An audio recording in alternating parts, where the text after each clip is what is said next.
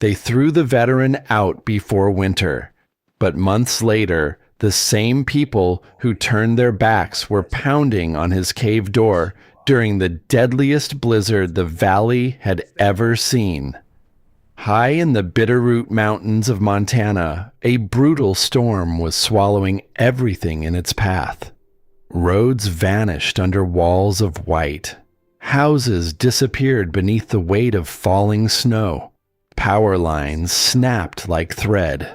But inside a hidden cave carved deep into the granite mountainside, a former soldier and his loyal German shepherd sat beside a steady fire. The smoke drifted upward through a narrow vent in the stone ceiling and disappeared quietly into the howling night. 3 months earlier, the people of Pine Ridge had called him crazy for living up there. Some said he had lost his mind. Others said the cave was cursed.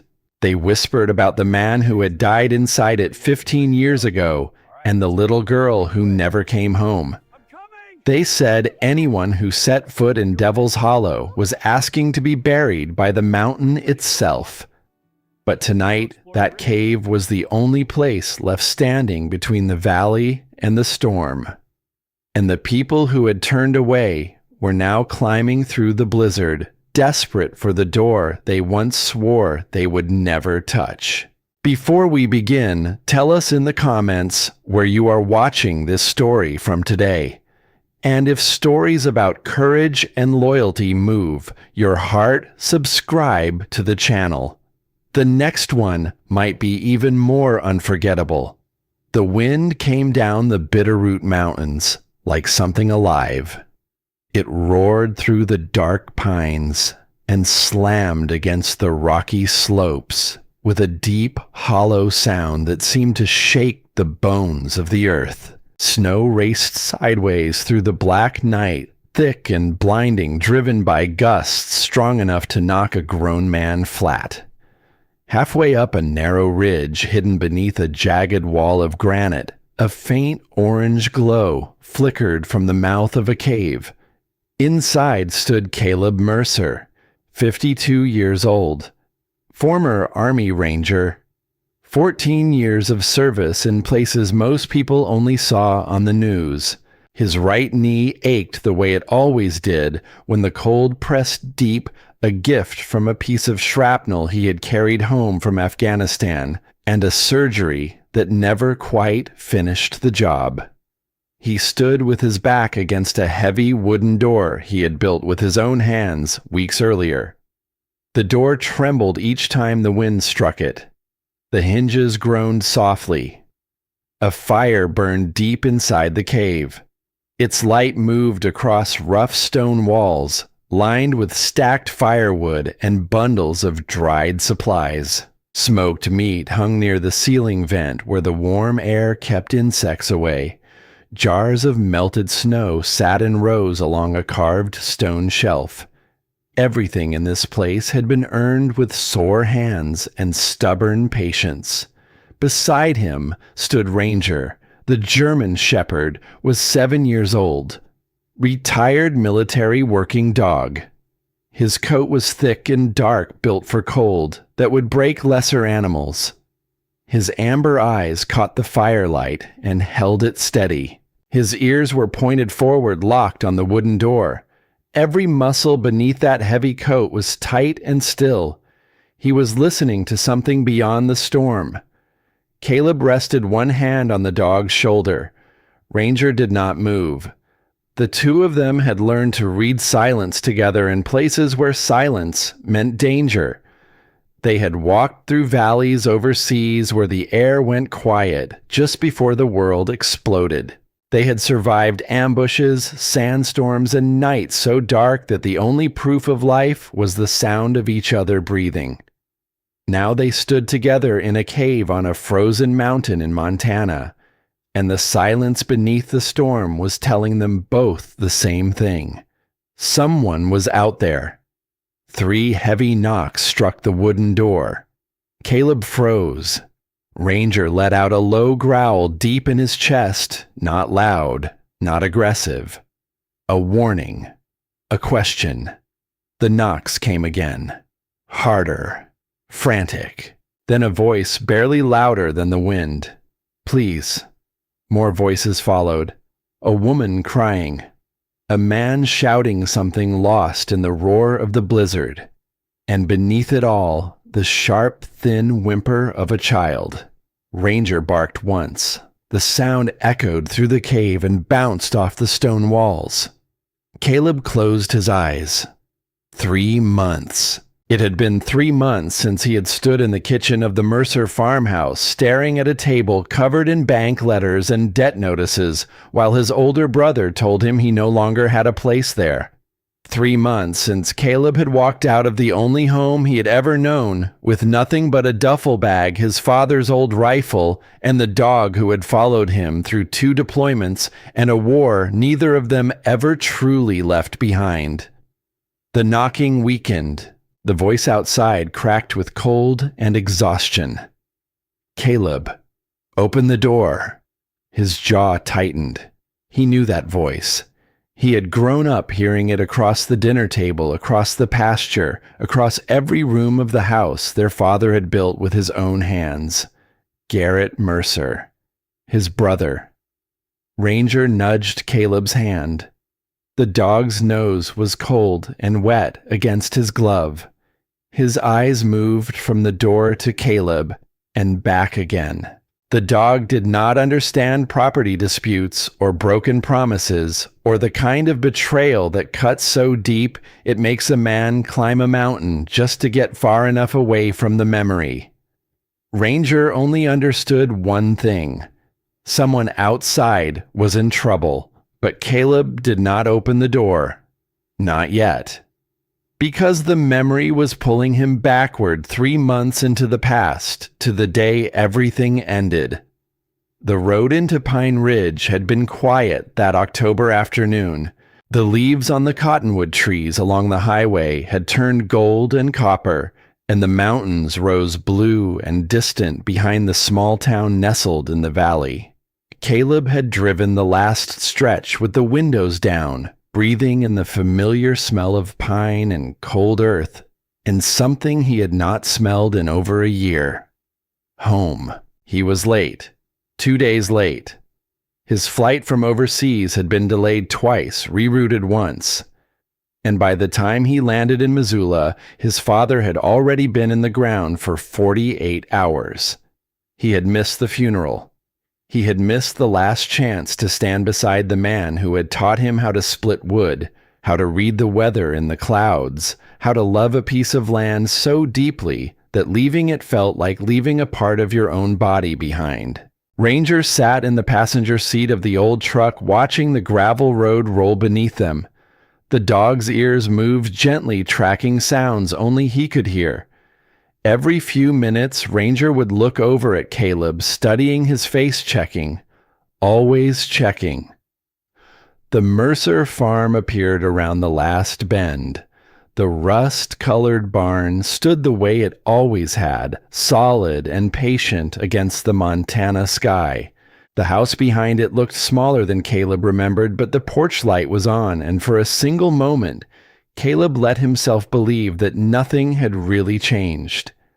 That his father might still be sitting in the kitchen chair by the window, coffee in hand, watching the mountains turn pink at sunset.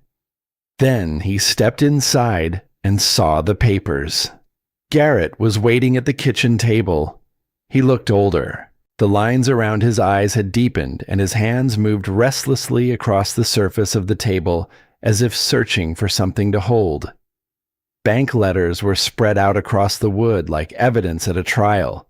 Debt notices, mortgage warnings, late payment stamps in red ink. "You're late," Garrett said. Caleb stood in the doorway, still holding the duffel bag he had carried home from the war.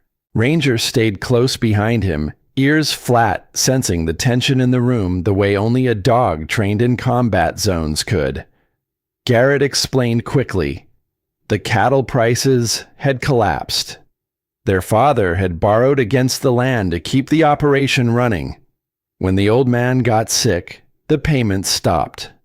The bank had been circling for months.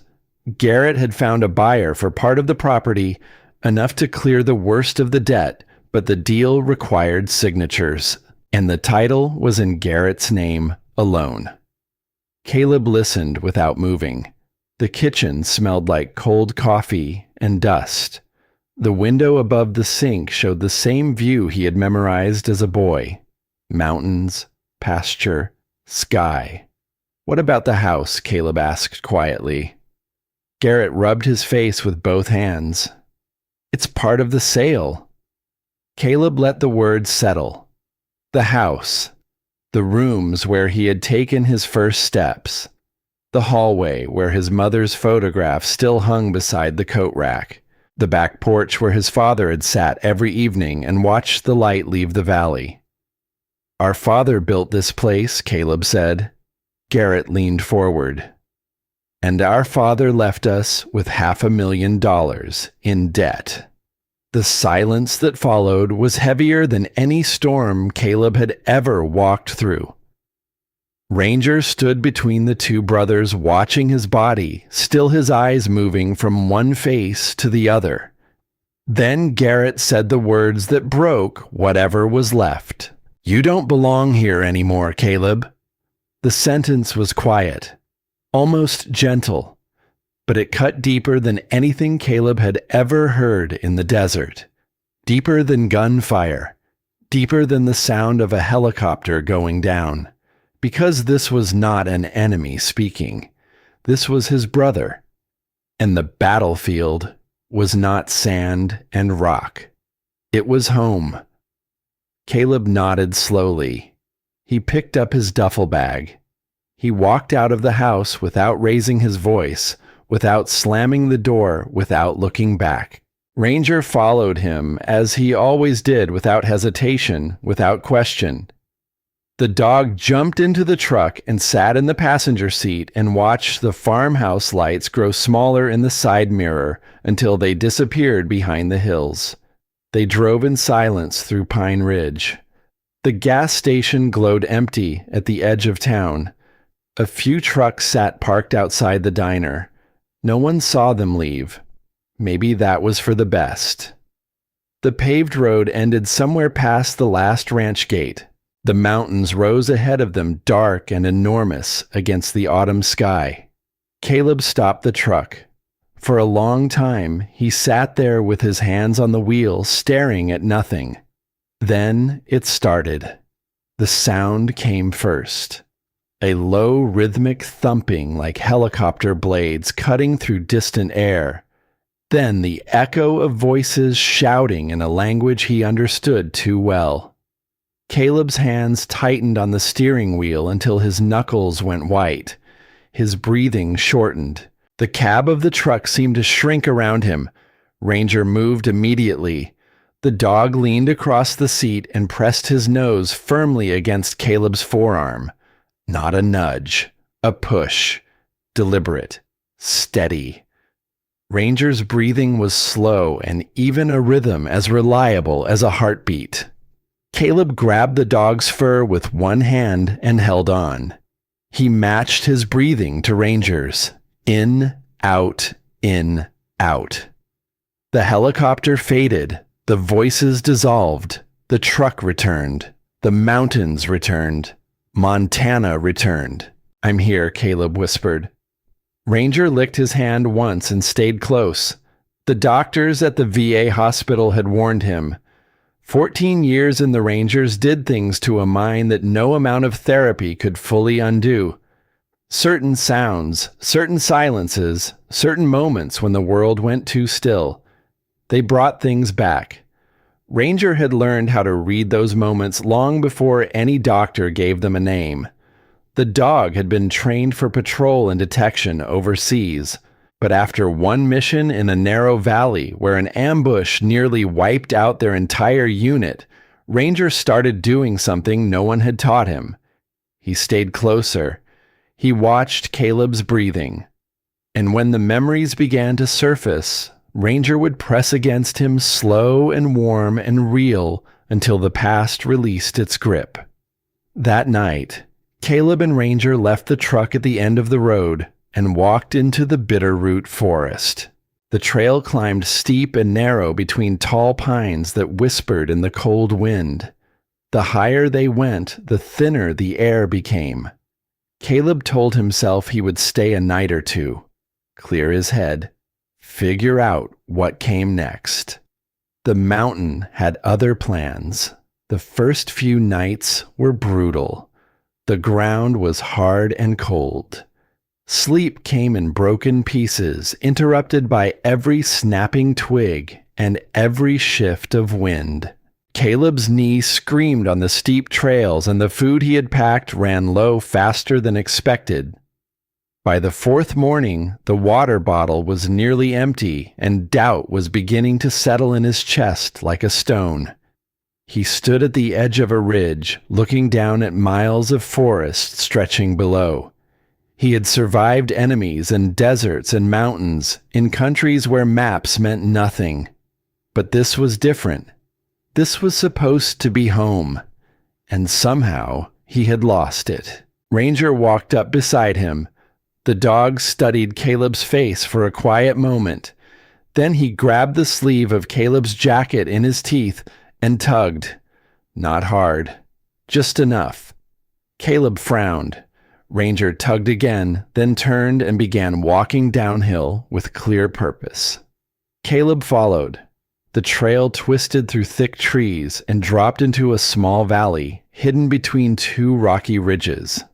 There, a thin stream cut through the earth. Clear water moved over smooth stones, catching the moonlight. Animal tracks marked the muddy banks. Deer, elk, life. Ranger stood at the water's edge with his tail held high proud as if he had solved every problem that mattered. Caleb knelt and drank. Cold, clean, real. For the first time since leaving the farm, something inside his chest loosened. Not much, but enough. "Good work, partner," he said quietly. They followed the stream the next morning. That was when Ranger found the cave. The dog stopped suddenly near a rocky wall covered in fallen brush and old pine branches. His ears lifted. His nose worked the air. Then he barked once. The sound echoed off the mountainside. Caleb pushed aside the branches and found a narrow opening in the granite. Cold air drifted out from the darkness within. Ranger stepped inside without hesitation. Caleb followed. The cave was larger than he expected. The stone walls curved naturally, creating a chamber wide enough for shelter. The floor was dry. The ceiling was high enough to stand beneath. But something about the place made Caleb slow down. Near the back of the cave, scattered across the stone floor, he found old ashes, a rusted tin cup, a broken lantern, and pressed into the earth the faint outline of where a man had lain. Someone had died here. Caleb knew the stories. Everyone in Pine Ridge knew them. 15 years ago, a man named Otis Bell had gone up into these mountains and never come back. They found his body in a cave weeks later. The official story was simple. Otis had gone mad with grief after losing his daughter. He wandered into the mountains and died alone in a cave. Smoke inhalation, no ventilation. A fool's death in a place no one should have been. The town started calling it Devil's Hollow. Nobody went near it after that. But Ranger was not finished. The dog had moved to the far corner of the cave and was digging. His front paws scraped steadily at the packed earth, sending small clouds of dust into the still air. Caleb walked over and crouched beside him. "What did you find, boy?" Ranger dug deeper. Then he stopped and stepped back, looking up at Caleb with an expression that was almost urgent. Something was buried there, wrapped in oilcloth and pushed deep beneath a flat stone, hidden in a way that was deliberate, protected. Caleb pulled it free and brushed off the dirt. A leather notebook. Old, cracked, stained with age, but intact. The oilcloth had kept the moisture out for 15 years. Caleb opened it. The first pages were drawings, detailed, careful sketches of the cave itself, measurements along the walls, a diagram showing where to carve a ventilation shaft through the ceiling rock, plans for a wooden door storage shelves, a fire pit positioned for maximum heat retention. It was a blueprint. Otis Bell had designed a system to turn this death trap into a survival shelter, a place where people could ride out the worst Montana winters, a place built not for one man, but for a community. Caleb turned the pages slowly, reading by the thin beam of his flashlight. The drawings gave way to handwriting, small, careful letters, dates, names. And then the tone changed completely. Otis wrote about the Pemberton Mining Company, about waste from the quarry being dumped into the groundwater north of the valley, about how the runoff had been seeping into the wells and streams that fed Pine Ridge for years. He listed dates. He marked locations on a hand-drawn map. He recorded the names of people in town who had gotten sick, unexplained illnesses, children with fevers that would not break, old folks whose bodies gave out too soon, and one name circled 3 times in dark ink: Nora Bell, age 8, his daughter. The pages that followed were harder to read, not because the handwriting was poor, but because the words carried a weight that pressed against Caleb's chest like a hand pushing him underwater. Otis wrote about watching his daughter grow weaker month by month, about the doctors who could not explain why a healthy child was failing, about the night he finally connected the water to the sickness and realized that the company run by Wade Pemberton, the richest and most powerful man in Pine Ridge, had been poisoning his town for years. Otis had gathered evidence, samples, dates, testimony from a former Pemberton worker who had seen the dumping firsthand. He planned to take everything to the county authorities. He planned to force an investigation. He planned to save his town. But Nora died first. The entry was short. 3 sentences. My girl is gone. She was 8 years old. She trusted me to keep her safe. Caleb had to stop reading. He sat on the cold stone floor of the cave and pressed his hand against his eyes. Ranger came and sat beside him, leaning his weight gently into Caleb's side. The dog said nothing because dogs never need to. He simply stayed. After a long time, Caleb turned to the final pages. Otis had carried the notebook up to the cave, to the place where he used to bring Nora on summer hikes when she was still strong enough to climb. He hid the evidence where Pemberton would never think to look. He drew the plans for fixing the ventilation, for building the door, for making the cave safe, not for himself, for whoever came next, for whoever might find the truth and have the courage to do what he no longer could. The last entry was written in a hand that trembled. The ink was thin, the letters uneven, as if the pen could barely stay upright. They poisoned the water. They poisoned my Nora. I brought the proof here because it is the only place they will not look. If anyone finds this, do not let them bury it again. Fix the cave, carve the vent, build the door. Make it a place where the truth can survive even if I cannot. Do not let my girl die for nothing. Caleb closed the notebook. The cave was silent, except for the faint whisper of wind at the entrance. Ranger pressed closer against his leg. The man who died in this cave was not crazy. He was not a fool who wandered into the mountains to die. Otis Bell was a father who had lost everything trying to protect his daughter and his town. He had hidden the only evidence of a crime that had been poisoning Pine Ridge for years. And then he had died before anyone found it alone in a cave that the town would call cursed, so they would never have to look inside. For 15 years, the notebook had waited in the dark. For 15 years, the water had stayed poisoned. For 15 years, people had gotten sick, and no one had asked why. Until a dog started digging. Caleb came down from the mountain 3 days later. He needed supplies. Wire tools, rope, the things required to begin the work Otis had designed but never lived to finish. Pine Ridge sat quiet under the October sky, small and ordinary, a town that looked the same as it had looked his whole life. But now Caleb saw it differently. Now he knew what was underneath. He was loading wire into the back of his truck outside the hardware store when he heard a voice behind him. "You're the Mercer boy, the one who went up the mountain." Caleb turned. A woman stood on the sidewalk. She was 63 years old, though she looked like she had lived longer than that. Her face carried the kind of weariness that does not come from age alone.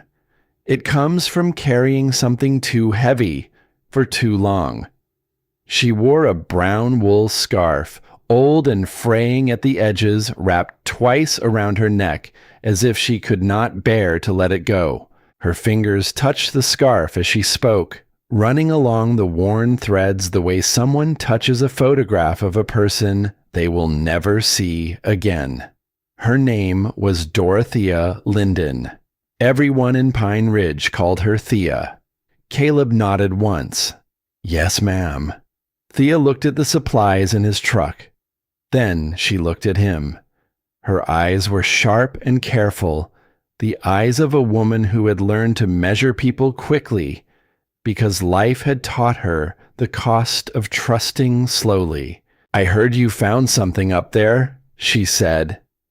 Caleb studied her face. Word traveled fast in small towns.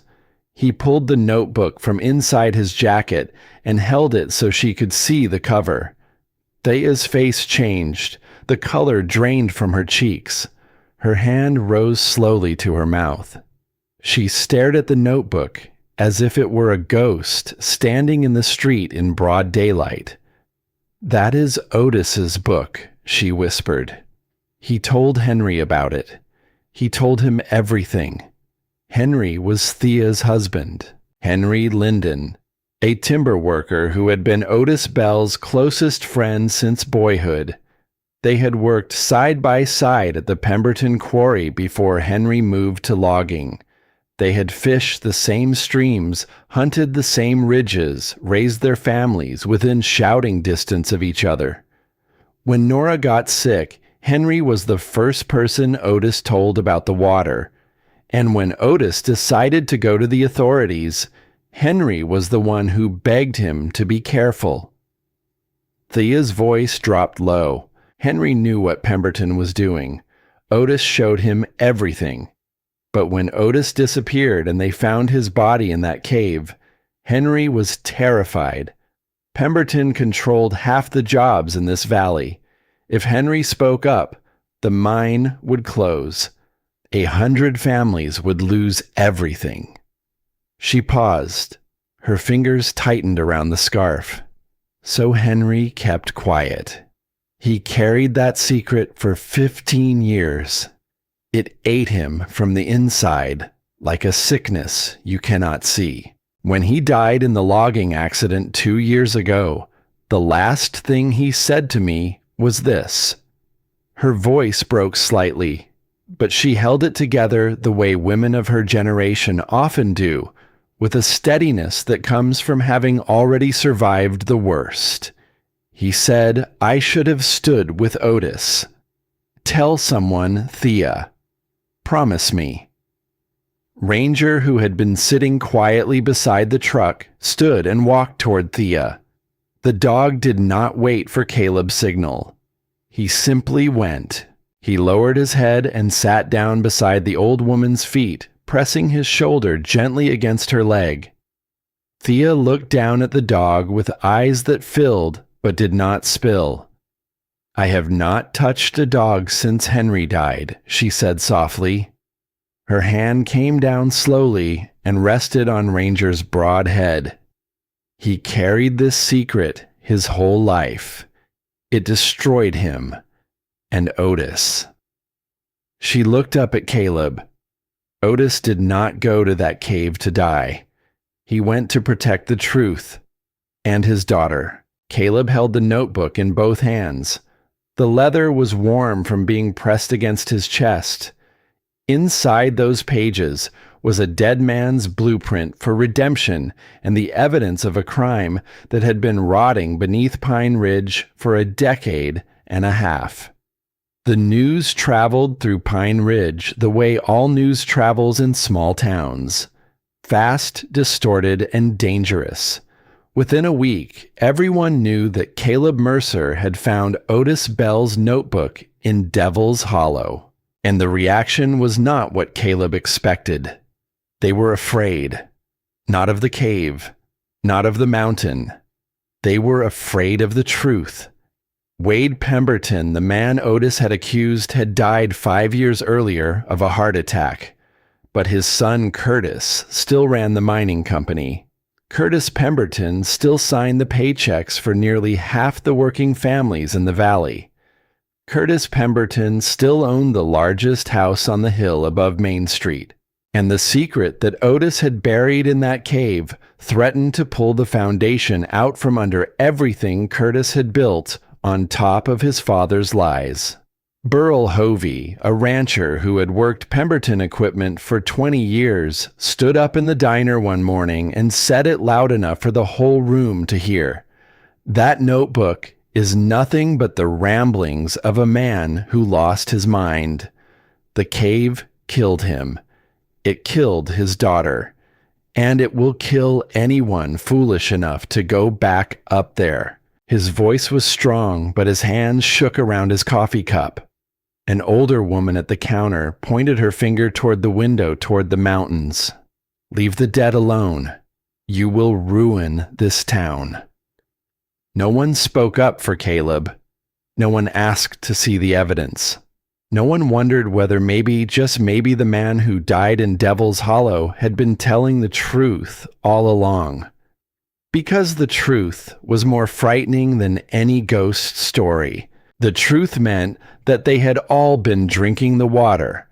The truth meant that the sickness that had taken their children and their parents and their neighbors had a cause. And the truth meant that they had spent 15 years looking the other way. Caleb stood outside the diner that morning and watched the people of Pine Ridge avoid his eyes as they walked past. Ranger sat beside him on the sidewalk, calm and watchful as always. The dog did not understand why humans turned away from things that needed seeing, but he understood that Caleb was hurting, and so he stayed close. Colton Thea's 12-year-old son found Caleb on the trail 3 days later. The boy had hiked up the mountain alone, following the path Caleb had worn into the forest floor. Ranger heard him coming long before he appeared. The dog stood at the edge of the clearing and waited ears forward, tail still watching the boy approach. "Everyone says you will destroy Pine Ridge if you keep digging," Colton said. He was out of breath from the climb, his cheeks red from the cold. Caleb looked at the boy for a long moment. Then he opened the notebook and showed him the page where Otis had drawn the ventilation system, the arrows pointing upward through the rock, the measurements, the careful notes in the margin explaining exactly how to make the cave safe. "The water destroyed Pine Ridge 15 years ago," Caleb said quietly. "I am just the one reading what Otis wrote." That evening, Caleb stood alone at the mouth of the cave. The sun was dropping behind the western peaks, painting the valley in shades of amber and shadow. Pine Ridge lay far below, small and quiet, its lights beginning to flicker on one by one. The air smelled of pine needles and coming frost. Ranger sat beside him, watching the valley with the patient stillness of an animal who has learned that the most important things reveal themselves only to those who wait. Then Thea appeared on the trail. She climbed slowly, her breath clouding in the cold air, her hand gripping the old scarf at her neck. She stopped at the entrance of the cave and looked inside, at the stone walls, at the fire pit Caleb had begun to build, at the pages from Otis's notebook pinned carefully to the rock. Her eyes moved across the drawings, the names, the dates. She read the list of people who had gotten sick. She found Nora's name circled in dark ink, and she stood there for a very long time without speaking. When she finally turned to Caleb, her voice was steady. The kind of steady that only comes from a woman who has already lost everything that fear could take. Henry died carrying this secret, she said. Otis died protecting it. If you bring the truth out and finish this cave, you will not just save a mountain.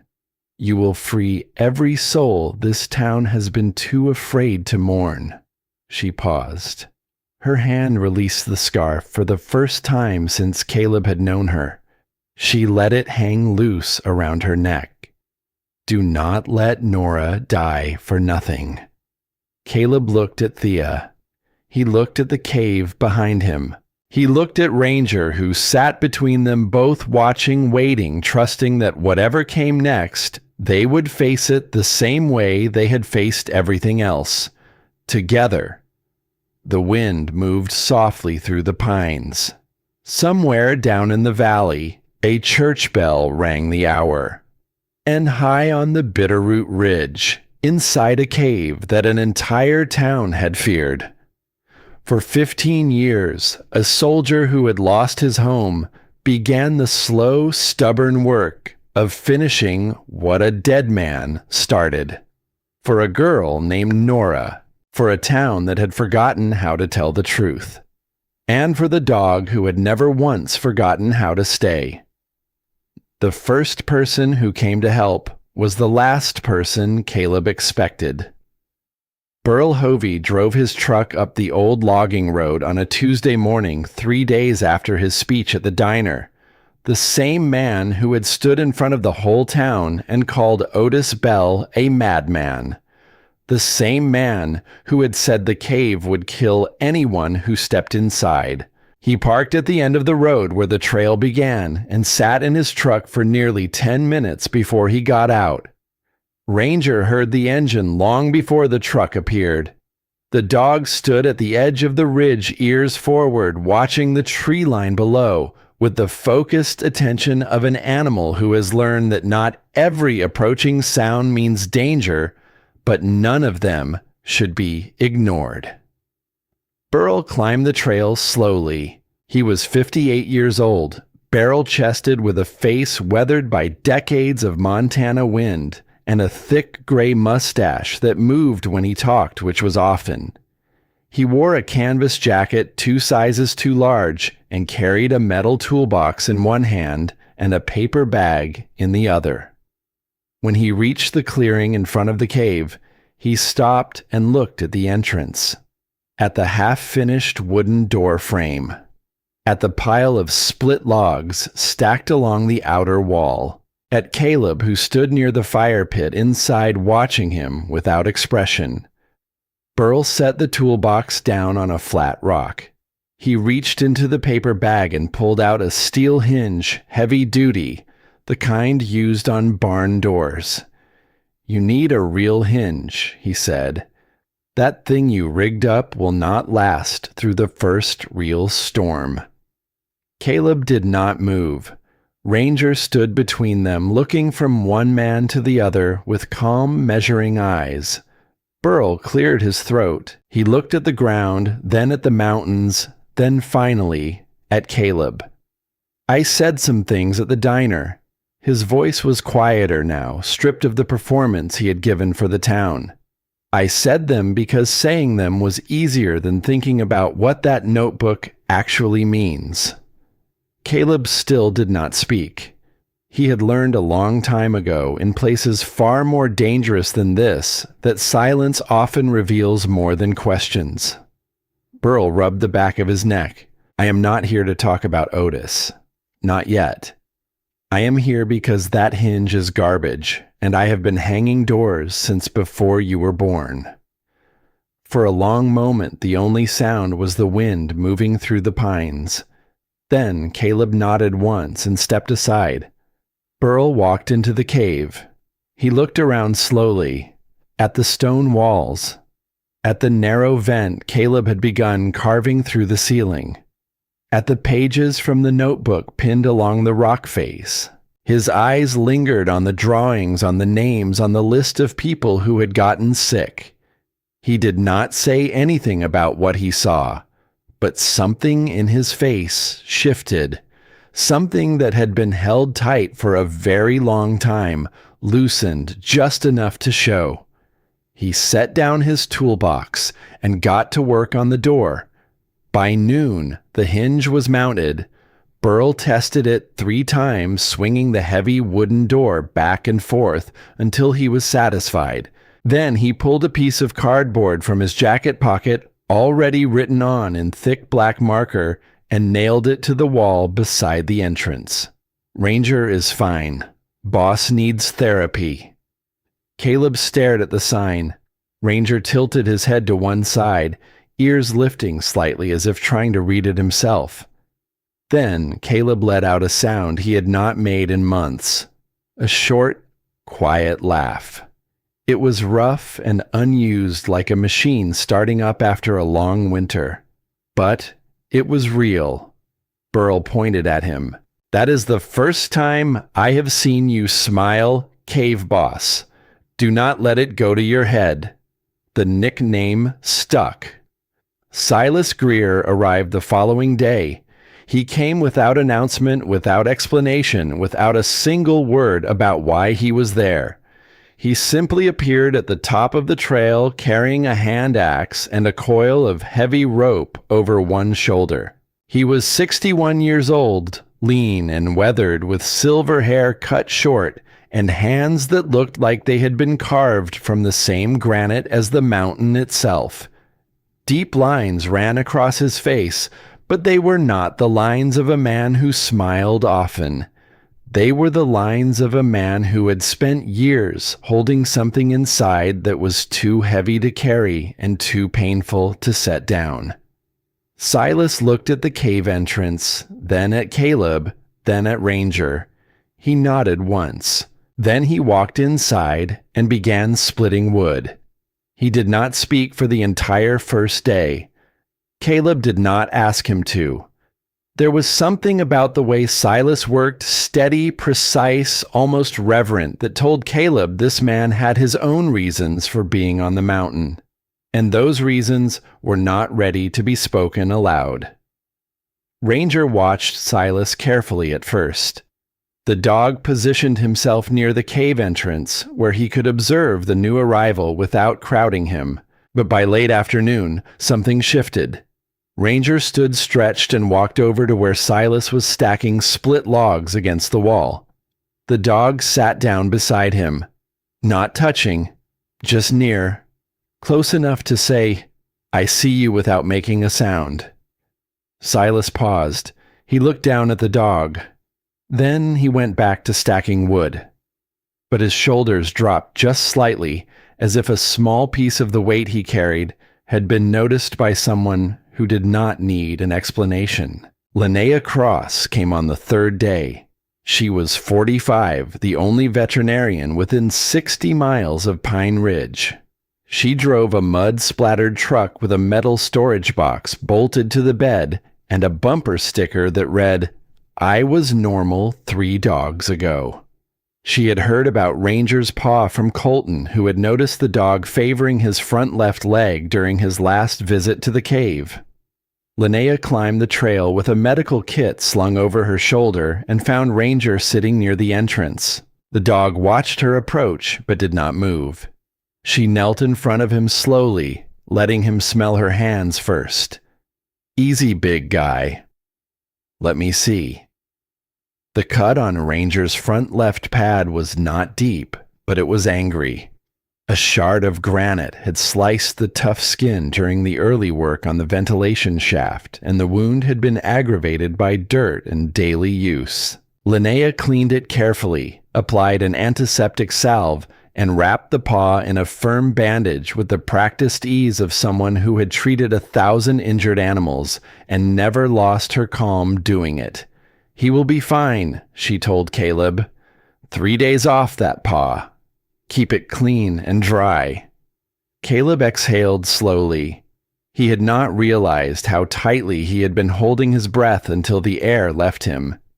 His reaction to Ranger's injury had been outsized, and he knew it. The moment he had seen the dog limping that morning, something inside him had lurched sideways. He had picked Ranger up all 80 pounds of him and started down the mountain before rational thought could catch up with the panic. Linnea watched him as she packed her kit. She had the steady gaze of a woman who spent her days reading animals who could not speak, which meant she had become very good at reading the people who brought them in. "He is going to be fine." "Caleb," she said again, "the question is whether you are." Caleb looked away. Linnea glanced around the cave. She saw the pages from the notebook on the wall. She stepped closer and read them quietly. When she turned back, her expression had changed. "I have been tracking livestock illness patterns in this valley for 8 years, she said. "Cattle with unexplained organ failure. Horses with blood counts that make no sense. I always suspected the water, but I never had proof." She pointed at the notebook. Otis had it. She paused. "I am staying to help." So the community formed. Not all at once, not with fanfare, not with the blessing of the town below. It formed the way real communities always form, one person at a time, each carrying their own reason for climbing the mountain, and each discovering that the work of building something together was easier than the work of carrying their burdens alone. Caleb carved the ventilation shaft through the stone ceiling. The fracture Otis had identified in his drawings was real, a natural weakness in the granite that ran upward toward the surface. Each day, Caleb struck the rock with a field hammer, widening the crack inch by inch. The work was slow and brutal. His shoulders burned. His hands blistered and bled. His right knee protested every hour spent crouching on the cold stone floor. But inch by inch, the mountain opened. Burl reinforced the door frame and built storage shelves along the back wall. He worked with the efficiency of a man who had spent his life constructing things that needed to survive hard weather.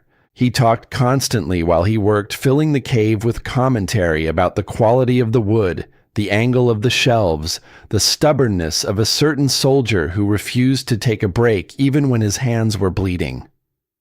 Silas split firewood. He could split a log with 3 precise strikes and stack it so tight that not a single piece shifted. He rarely spoke, but when he did, the words landed with the weight of stones dropped into still water. Linnea organized supplies and monitored Ranger's healing. She also began quietly collecting water samples from the streams below the cave, comparing them with notes from Otis's notebook, building a case that would eventually matter more than anyone yet realized. Colton hiked up after school when he could, carrying small loads of nails and wire in his backpack. The boy was 12, but moved through the forest like someone who had grown up knowing these mountains as well as his own backyard. Ranger had accepted him completely.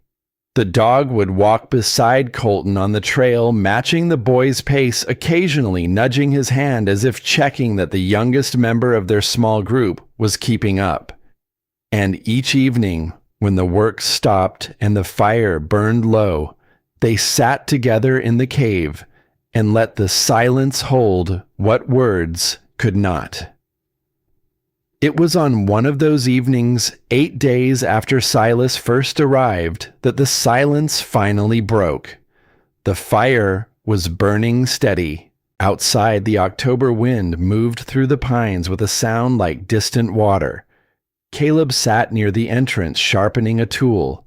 Burl was oiling the door hinges. Linnea was updating her water sample notes.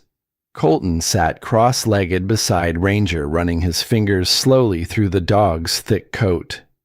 Silas sat apart from the others, his back against the stone wall, staring into the flames. He had not spoken in over an hour.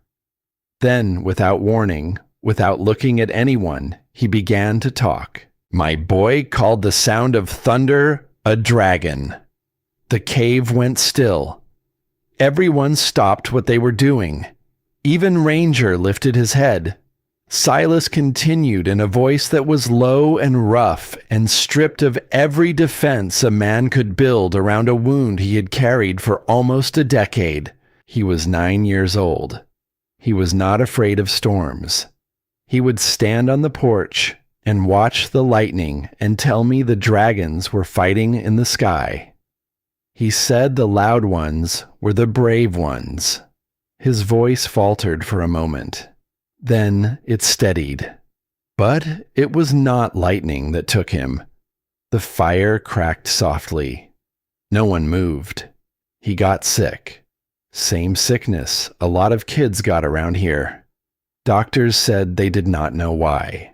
Said it could be anything. Said sometimes children just get sick, and there is no reason for it. Silas paused.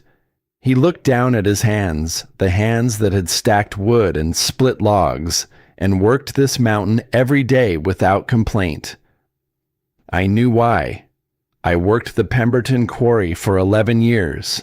I saw where they dumped the waste. I smelled it in the ground after heavy rain. And I said nothing, because Pemberton paid my wages. Because I had a family to feed. Because telling the truth meant losing everything. He looked up. His eyes found the list of names pinned to the cave wall. The list Otis had written. Somewhere on that list in faded ink was a name that belonged to a boy who called thunder a dragon. My son has been gone 9 years, Silas said. And I have been carrying the reason he is gone for every single one of them. Ranger stood. The dog walked slowly across the cave, his bandaged paw barely touching the ground, and sat down beside Silas. He did not lean against the old man. He did not nudge his hand. He simply sat there close enough to be felt, steady enough to be trusted. And then Ranger rested his head gently on Silas's knee. Silas looked down at the dog. His jaw tightened. His hand came up slowly and rested on Ranger's broad head. He did not speak again that night, but something in the cave had changed. The silence was no longer empty. It was full. Caleb watched from across the fire. He understood now why Silas had come to the mountain. Not for the cave, not for the work. Silas came because his son had died on this ridge, because the poison that killed his boy had flowed from the same source Otis had tried to expose, and because building something on this mountain was the only act of atonement left available to a man who had stayed silent when silence was the one thing he could not afford. The days shortened as October turned toward November. The work continued. The ventilation shaft broke through on a cold morning when the sky was so clear it looked like polished glass. Caleb struck the hammer one final time and felt the resistance give way. A rush of cold, fresh air poured down through the crack. Smoke from the fire pit curled upward, found the opening, and slipped quietly through the rock and out into the sky above. Caleb leaned back and laughed. The sound surprised even him. Ranger barked once, sharp and happy. Burl whooped from across the cave. Even Silas allowed himself a small, rare nod. That night, they built the first real fire in the cave. The smoke rose, found the vent, and disappeared. The stone walls absorbed the heat and held it. The temperature inside the cave climbed steadily, while the mountain air outside dropped toward freezing. Otis Bell had been right. The cave was not a death trap. It was a fortress. It just needed someone to finish what he started. The work was good. The community was growing. And for a few days, Caleb allowed himself to believe that the hardest part might be behind them. Then the thunder came. It arrived on a Thursday afternoon without warning. A single crack of sound that split the sky above the ridge like a rifle shot. Caleb was inside the cave fitting a shelf bracket to the stone wall. The sound hit him before his mind could process what it was. He was not in Montana anymore. He was in a narrow valley in the Korengal. Dust and rock exploded around him. The air was full of noise, the staccato hammer of automatic weapons, the deep concussive punch of mortars landing close, the screaming of men whose names he knew and whose faces he would see every night for the rest of his life. The smell of cordite and burning metal filled his nose. His hands searched for his weapon. His body dropped flat against the ground. His breathing became fast, shallow, ragged. The cave floor was cold beneath him. His fingers scraped against stone, but he could not feel it. He was there and not there, split between two worlds, his body in Montana and his mind in a war zone 7,000 miles and 10 years away. Ranger did not bark. The dog moved without hesitation, crossing the cave in 3 quick strides. He pressed his entire body against Caleb's side.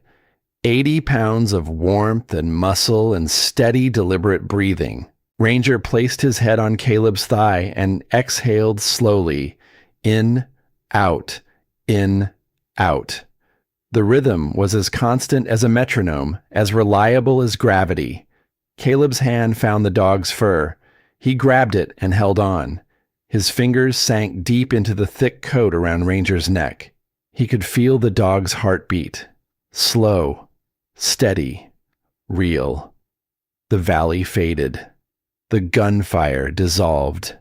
The smell of cordite was replaced by the smell of pine smoke and cold stone. The cave returned wall by wall, shadow by shadow. Montana came back. The present came back. Caleb sat on the cave floor with his back against the rock, his hand buried in Ranger's fur, his breathing slowly matching the dog's rhythm. He was shaking. His shirt was soaked with sweat despite the cold. "I am here," he whispered. Ranger pressed closer. His eyes never left Caleb's face. From across the cave, Colton watched. The boy had frozen in place when it happened. He had never seen anything like it. One moment Caleb was working on the shelf. The next he was on the ground, unreachable, lost somewhere inside himself. The boy's face was pale, but he had not run. He stayed. When Caleb's breathing finally steadied, when his eyes cleared and his hands stopped trembling, he looked up and saw Colton standing there. The boy's expression was not fear. It was understanding.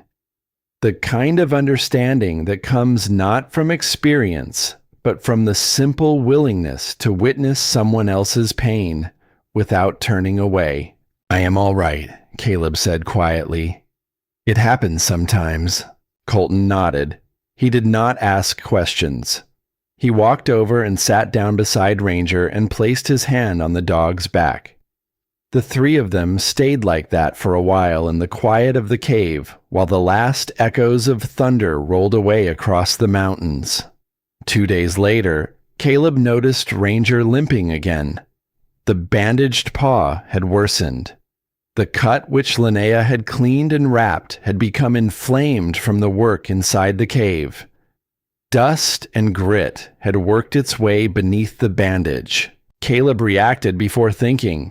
He scooped Ranger off the ground, 80 pounds of German Shepherd draped across his arms, and started down the mountain trail at a pace that made his bad knee howl in protest. By the time he reached Linnea's clinic at the edge of town, he was breathing hard, and his face was tight with a worry that went far deeper than an infected paw.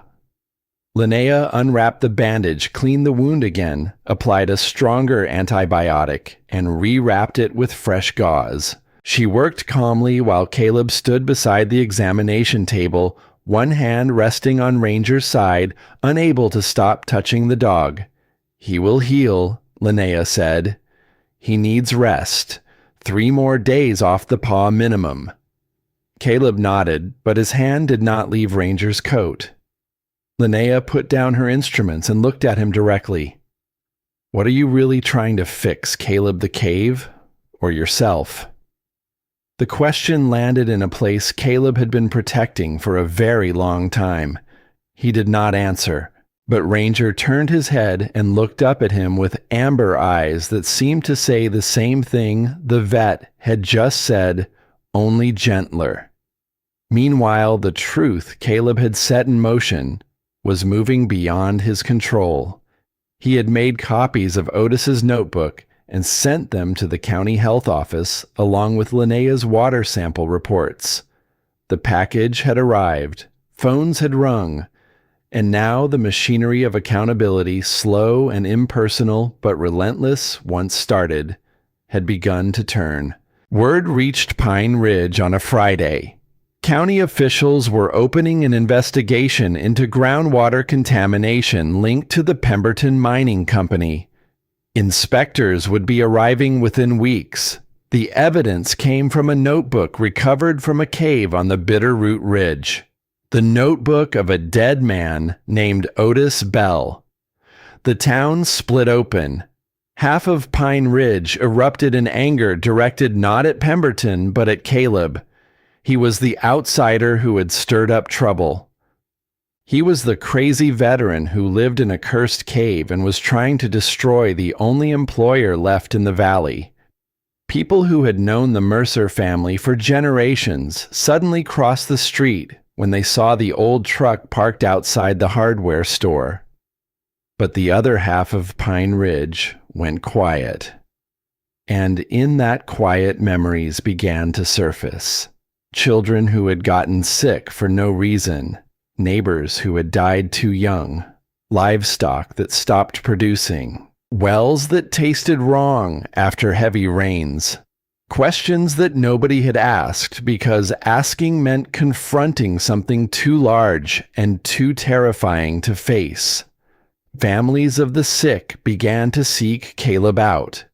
An old man drove up the logging road alone and sat at the base of the trail for an hour before Colton found him and brought him up. He carried a photograph of his wife, who had died 8 years earlier of an illness the doctors could never explain. He did not say much. He just wanted to see the notebook. He wanted to see if her name was on the list. It was. Curtis Pemberton made his move 5 days after the county announcement. He did not come to the cave. He met Caleb at the base of the mountain where the logging road ended and the trail began. He drove a clean black truck and wore a jacket that cost more than everything Caleb owned. He was 45, smooth-faced, with the kind of calm that comes from a lifetime of having other people solve his problems for him. He leaned against the hood of his truck and spoke with a voice that carried no threat. That was what made it dangerous. "My father made mistakes," Curtis said. "I will not pretend otherwise. But exposing those mistakes now will not bring Nora back. It will not undo what happened. What it will do is destroy this town. 100 families depend on my company. If the mine closes, Pine Ridge dies." He paused and let the words settle. I am prepared to offer you enough to start over somewhere new, somewhere warm, no questions, no strings. Caleb looked at him. Curtis Pemberton stood in the afternoon light like a man who had never been told no because the money had always said yes first. Otis did not die so I could take a check, Caleb said. Curtis smiled. It was a small, patient smile, the smile of a man who believed that everything had a price and that the only question was timing. Then I hope that cave keeps you warm this winter, he said. He got back into his truck and drove away without looking back. Ranger, who had been sitting beside Caleb throughout the conversation, let out a low growl as the truck disappeared down the road. The dog did not growl at sounds or shadows. He growled at intent. And he had read Curtis Pemberton's intent with the same precision he had once used to detect explosives buried in desert roads. The darkness came on a night when the mountain was quieter than it had been since Caleb arrived. Burl had climbed to the cave alone. It was after 10. The fire was burning low. Caleb sat near the entrance reading through Otis's notebook for what must have been the 100th time. Ranger lay beside him, his bandaged paw tucked beneath his body, resting but alert. Burl stood in the doorway for a long time before Caleb noticed him. The big man's face was wrong. The color was gone. The easy humor that lived in his eyes, the humor that produced signs and nicknames, and the kind of laughter that made other people laugh just because it was so genuine, all of it had been replaced by something Caleb had seen before. In soldiers. In men who had reached the part of the road where the only direction left was the truth. I need to tell you something, Burl said. His voice was barely a whisper. Caleb set the notebook down. Ranger lifted his head. Burl stepped inside the cave. He sat down heavily on a stone ledge near the wall. He stared at the fire for a long time. His hands hung between his knees, fingers interlocked, trembling. 15 years ago, he said, I drove the truck. Caleb went still. Burl continued each word pulled from a place so deep it must have hurt to reach. Pemberton hired me to haul waste from the quarry to a site north of the valley. I knew it was not right. The stuff smelled wrong. It looked wrong. But the money was good, and I had 2 kids at home and a wife who needed surgery, and I told myself it was just rock dust and runoff. Nothing dangerous. I told myself that every single time I drove that truck up the north road and dumped the load into the drainage ditch that fed straight into the groundwater. He stopped. His shoulders shook once hard, like a man trying to hold something inside that was too large for his body. When Nora Bell got sick, I told myself it was not connected. When the other kids started getting sick, I told myself it was coincidence. When Otis disappeared and they found him dead in that cave, I told myself he was crazy. I told myself all of that for 15 years, Caleb, every single morning, every single night. Burl looked up. His eyes were red and wet and stripped of every defense he had ever built. I hauled the poison that killed that little girl, and I have been walking around this town smiling and telling jokes and hanging doors like a man with nothing to hide. But I have been hiding the worst thing a person can hide. The truth about what I helped do. The cave was completely silent. The fire cracked once. Ranger stood and walked slowly to Burl. The dog sat beside the broken man and pressed his shoulder against Burl's leg. Not asking anything, not judging, just present. Burl placed one hand on Ranger's head and broke. The sound a man makes when 15 years of pretending finally collapse is not loud. It is not dramatic. It is quiet and terrible. A series of breaths that cannot find their rhythm, a shaking that starts in the chest and moves outward until the whole body is involved. Burl Hovey sat in the cave on the mountain where a little girl's father had died, trying to expose the truth, and he let the weight of what he had done finally touch the ground. Caleb did not speak. He did not comfort. He did not condemn.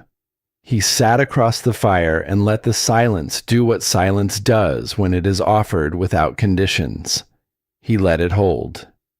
After a long time, Burl wiped his face with his sleeve and stood. He looked at Caleb with eyes that were emptied out and somehow clearer for it. "I will tell them," he said. "When the time comes, I will stand up and say it." Then he walked out into the night. Caleb sat alone in the cave. Ranger came back to his side and lay down. The fire burned low. The notebook sat on the stone floor, its pages open to the list of names. And something cold began to grow inside Caleb's chest. Not anger, not grief, fear. Because now he saw the full picture. Silas had lost his son and carried the guilt of silence for 9 years. Burl had driven the truck and carried the guilt of action for 15. Thea had lost her husband to a secret that ate him from the inside. Otis had lost his daughter and died trying to protect the evidence. And everywhere Caleb looked, the truth was leaving wreckage. He had pulled the notebook out of the ground. He had sent the copies. He had started the investigation. And now people were falling apart. What if the town was right? What if some truths were better left buried? What if all he was doing was building a monument to pain on a mountain that had already taken too much? The fear went deeper, past the town, past the notebook, down to the place Caleb had been protecting since the day he walked out of the farmhouse. The real fear, the one he had never spoken aloud. He was afraid to care. Every time he had cared about something, it had been taken. His unit overseas broken apart by an ambush he still dreamed about every week. His father gone before Caleb could get home to say goodbye. His home sold out from under him by his own brother. And now this cave, this project, these people, this fragile, impossible thing that was starting to feel like purpose. If he finished the cave, what then? If the truth came out and the town healed, what reason would he have to get up in the morning? If the people around him moved on, would he be alone again, standing in a cave on a mountain with nothing left to build? The thought was worse than any blizzard, worse than any ambush, because the storm outside could be survived with firewood and stone walls. But the storm inside, the one that whispered, "You will always lose what you love," that storm had no door strong enough to keep it out. Caleb picked up his phone. His hands were steady, but his voice was not. Silas picked up on the 4th ring. "I think they are right," Caleb said. "Maybe some truths should stay buried. Maybe I am just building a tomb up here." The line was quiet for a long time. Caleb could hear Silas breathing, could hear the old man's house creaking in the wind, could hear beneath it all the weight of a father who had buried his son and spent 9 years learning what silence costs. When Silas finally spoke, his voice was low and certain. "That is what I told myself for 9 years, Caleb. My boy is still dead. Burying the truth did not save him. It did not save anyone. It just made the dying slower." Another pause. Quitting is not resting. Quitting is letting Nora die twice. I already lost my son to this mountain. I will not let it take one more. The call ended. Caleb sat in the dimming cave.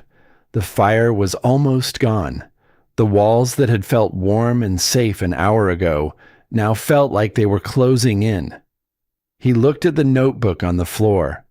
He looked at the list of names on the wall. He looked at Ranger, who lay beside him with his bandaged paw tucked close, watching with eyes that never wavered. Then Caleb stood.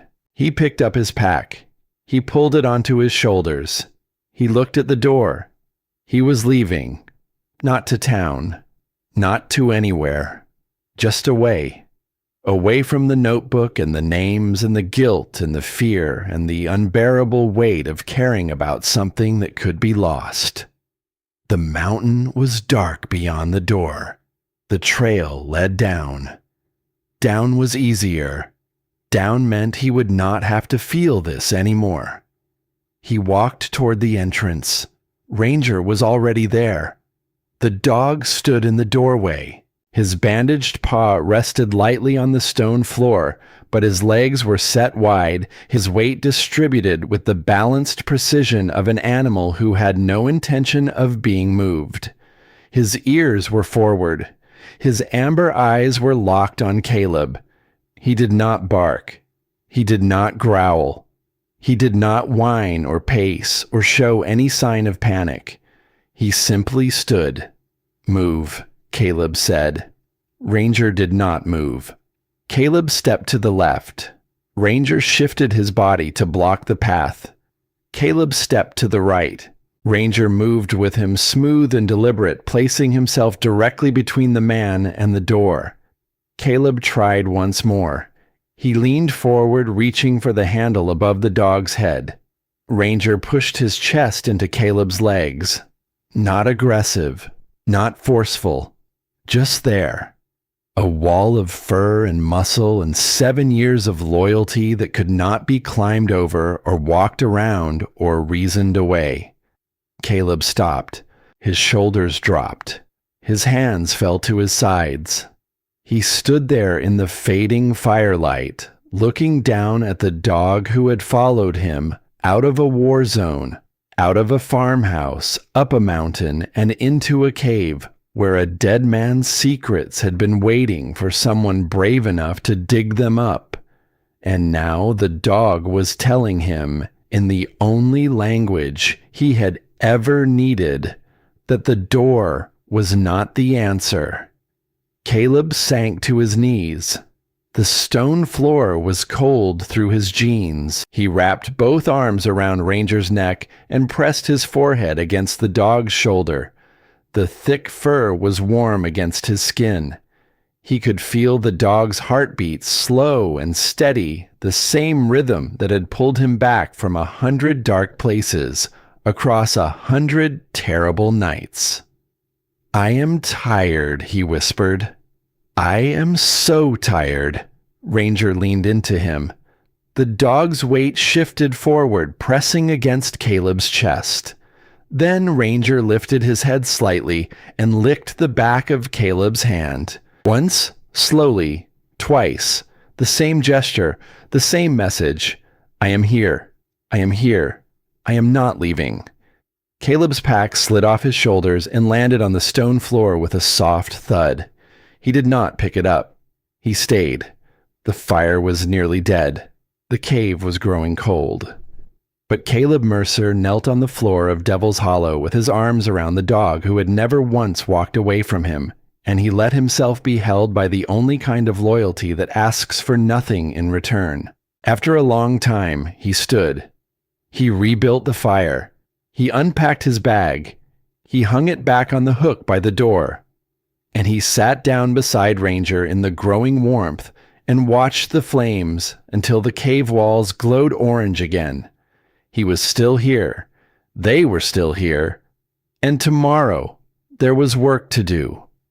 Morning came sharp and bright. Caleb sent a 2-word message to the group. "Keep going." Burl's reply came within minutes. "About time, Cave Boss." The work resumed. But something had shifted both in Caleb and in the world below the mountain. The county investigation had confirmed what Otis's notebook described. Water samples from Pine Ridge showed elevated levels of mining waste contamination consistent with illegal dumping. The evidence was clear, documented, and damning, and Pine Ridge could no longer look away. It started with one family, then another, then a dozen. People who had lost children, parents, neighbors to unexplained illness, people who had wondered for years why the water tasted strange after storms, people who had accepted the doctor's shrugs and the company's silence because accepting was easier than fighting. They came forward. They added their names. They told their stories. The lawsuit against Curtis Pemberton was filed on a cold November morning. 47 plaintiffs, 15 years of poisoned water, one man's notebook buried in a cave finally seeing the light, and then something unexpected happened. The people of Pine Ridge started climbing the mountain, not to protest, not to argue, to build. They came in ones and twos at first, carrying tools and wood and supplies. The same people who had crossed the street to avoid Caleb. The same people who had called Otis crazy and the cave cursed. They came because the truth had finally broken through the floor of everything they had been standing on, and building something with their hands was the only way they knew to keep from falling. They came to finish Otis Bell's cave. An old carpenter named Wayland showed up with a truckload of lumber and spent 3 days reinforcing the storage shelves. A woman named Ruth, whose grandson had been sick for years, carried jars of preserved food up the trail and arranged them on the shelves with the careful attention of someone setting a table for a meal that matters. Teenage boys from the high school hauled split logs up the ridge in teams of 4, racing each other and laughing in the cold air, while Ranger trotted between them, tail wagging, supervising the chaos with patient dignity. The cave grew. The walls were reinforced. The door was strengthened with a second beam. The fire pit was improved with a ring of stones that held heat longer. The ventilation shaft carved through solid rock by Caleb's hands now drew smoke cleanly and efficiently, exactly as Otis had designed. And in the middle of it all, on a gray afternoon, when the first real snow of the season began to fall, Thea Linden climbed the trail to the cave. She had not been there since the day she stood at the entrance and told Caleb about Henry's dying promise. She had kept her distance since then, not out of fear, but out of something harder to name. Grief, perhaps, the kind that needs time to find its footing before it can walk into the place where it began. Thea stopped at the entrance. She looked inside at the transformed space, the shelves, the wood, the warmth, the pages from Otis's notebook still pinned to the wall. Her hand found the brown wool scarf around her neck. She held it tightly. Then she stepped inside. She walked slowly to the wall where the notebook pages hung. Her fingers traced the handwriting she recognized. Otis's careful letters. His drawings. The list of names. She found Nora's name and rested her fingertip on it very gently, the way you touch something sacred. Then she found the final page. The one that ended with, "Do not let my girl die for nothing." She read it twice, 3 times. Her lips moved with the words, but no sound came out. She turned to Caleb. Her eyes were full, but her voice was steady. Henry always said Otis was the bravest man he ever knew. He did not die running. He died trying to save his daughter. And he left a map so no one would die the same way. Then Thea Linden did something she had not done since Henry's funeral. She sat down, she placed her hands on her knees, and she stayed. Ranger walked over and lay down beside her. The dog rested his head near her feet, close enough to touch, far enough to give her space. Thea reached down and rested her hand on his back. Her fingers sank into the thick fur and stayed there, drawing warmth from the animal, who seemed to understand without being told that this woman had been cold for a very long time. A few minutes later, Wren appeared at the cave entrance, Thea's granddaughter, 8 years old, the same age Nora Bell had been when she died. The girl had dark hair and wide eyes and the kind of quiet watchfulness that some children carry when they have grown up in a house where sadness lives in the walls. Wren looked at Ranger. The dog lifted his head. Their eyes met across the cave. And then, without a word from anyone, Wren walked over and knelt beside the German shepherd and wrapped her thin arms around his neck. Ranger accepted the embrace without moving. His tail swept once across the stone floor. Caleb watched from across the fire and thought about a girl named Nora who had been 8 years old and who had loved this mountain and who had died because the people who were supposed to protect her had chosen money over truth. Wren was alive. Wren was here. And the cave that had failed to save Nora would not fail again. 3 days later, Colton almost proved him wrong. The boy had been hiking up to the cave after school to bring a load of nails and wire from the hardware store. The afternoon was gray and heavy. Snow had been falling lightly since noon, but the temperature had been dropping faster than anyone expected.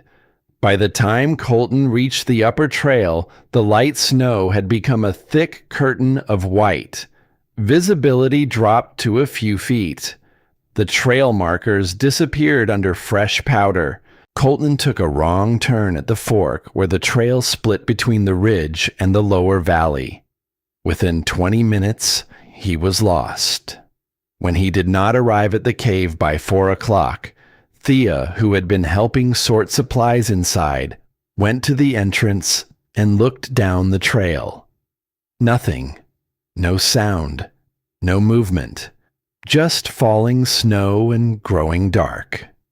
"Colton is late," she said. Her voice was calm, but Caleb heard what lived beneath it. The particular frequency of a mother's fear barely contained fighting to stay controlled.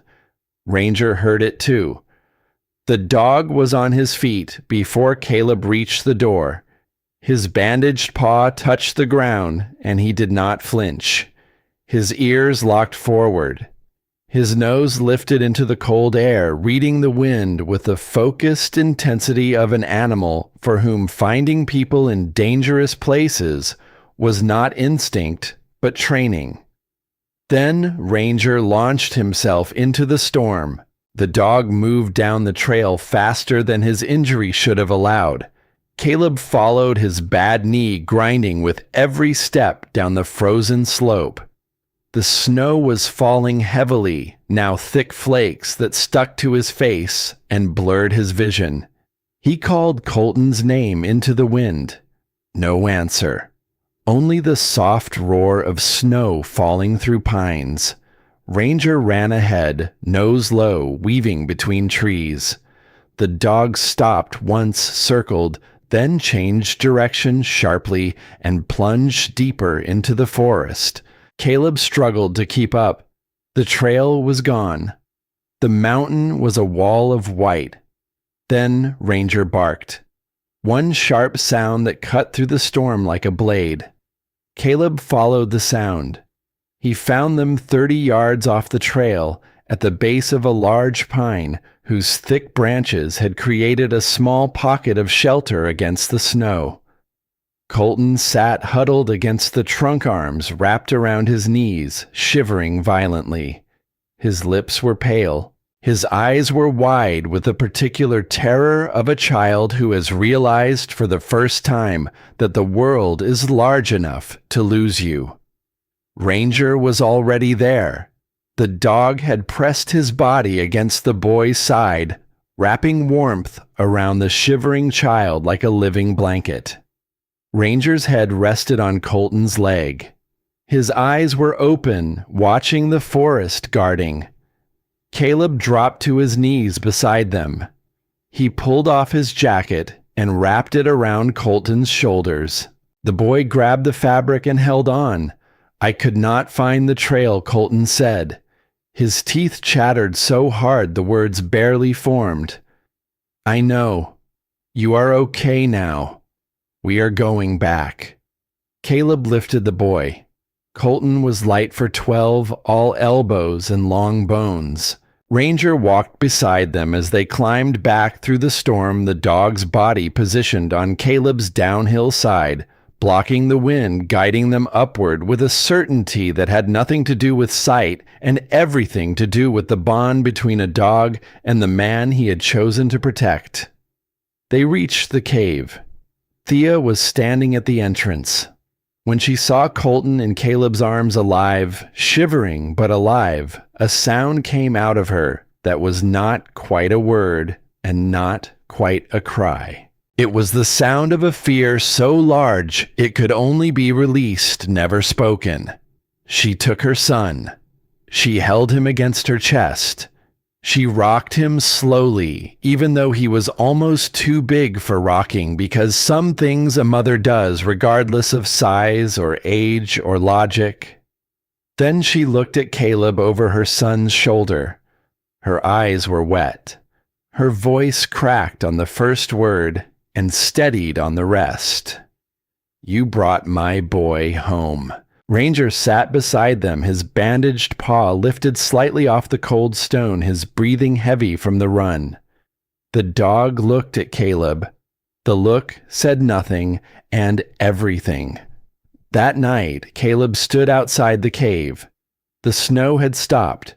The forest was silent in a way that felt wrong, not peaceful, waiting. The air was thick and still pressing against his skin. No wind moved through the pines. No birds called from the branches.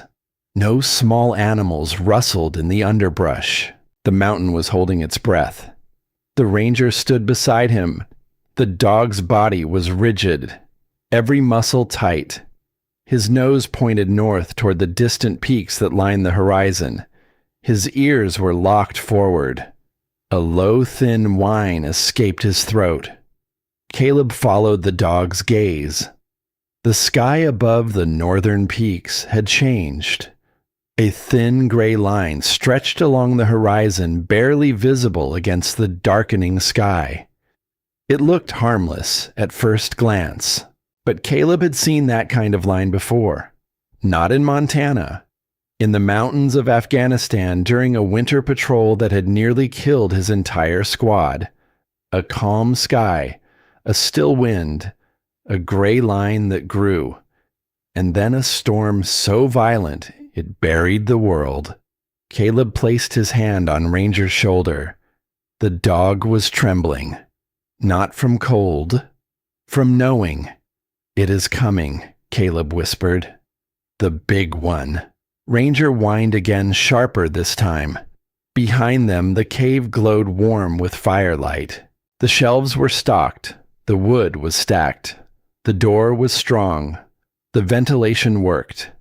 Everything Otis had designed and Caleb had built and the people of Pine Ridge had finished together was ready.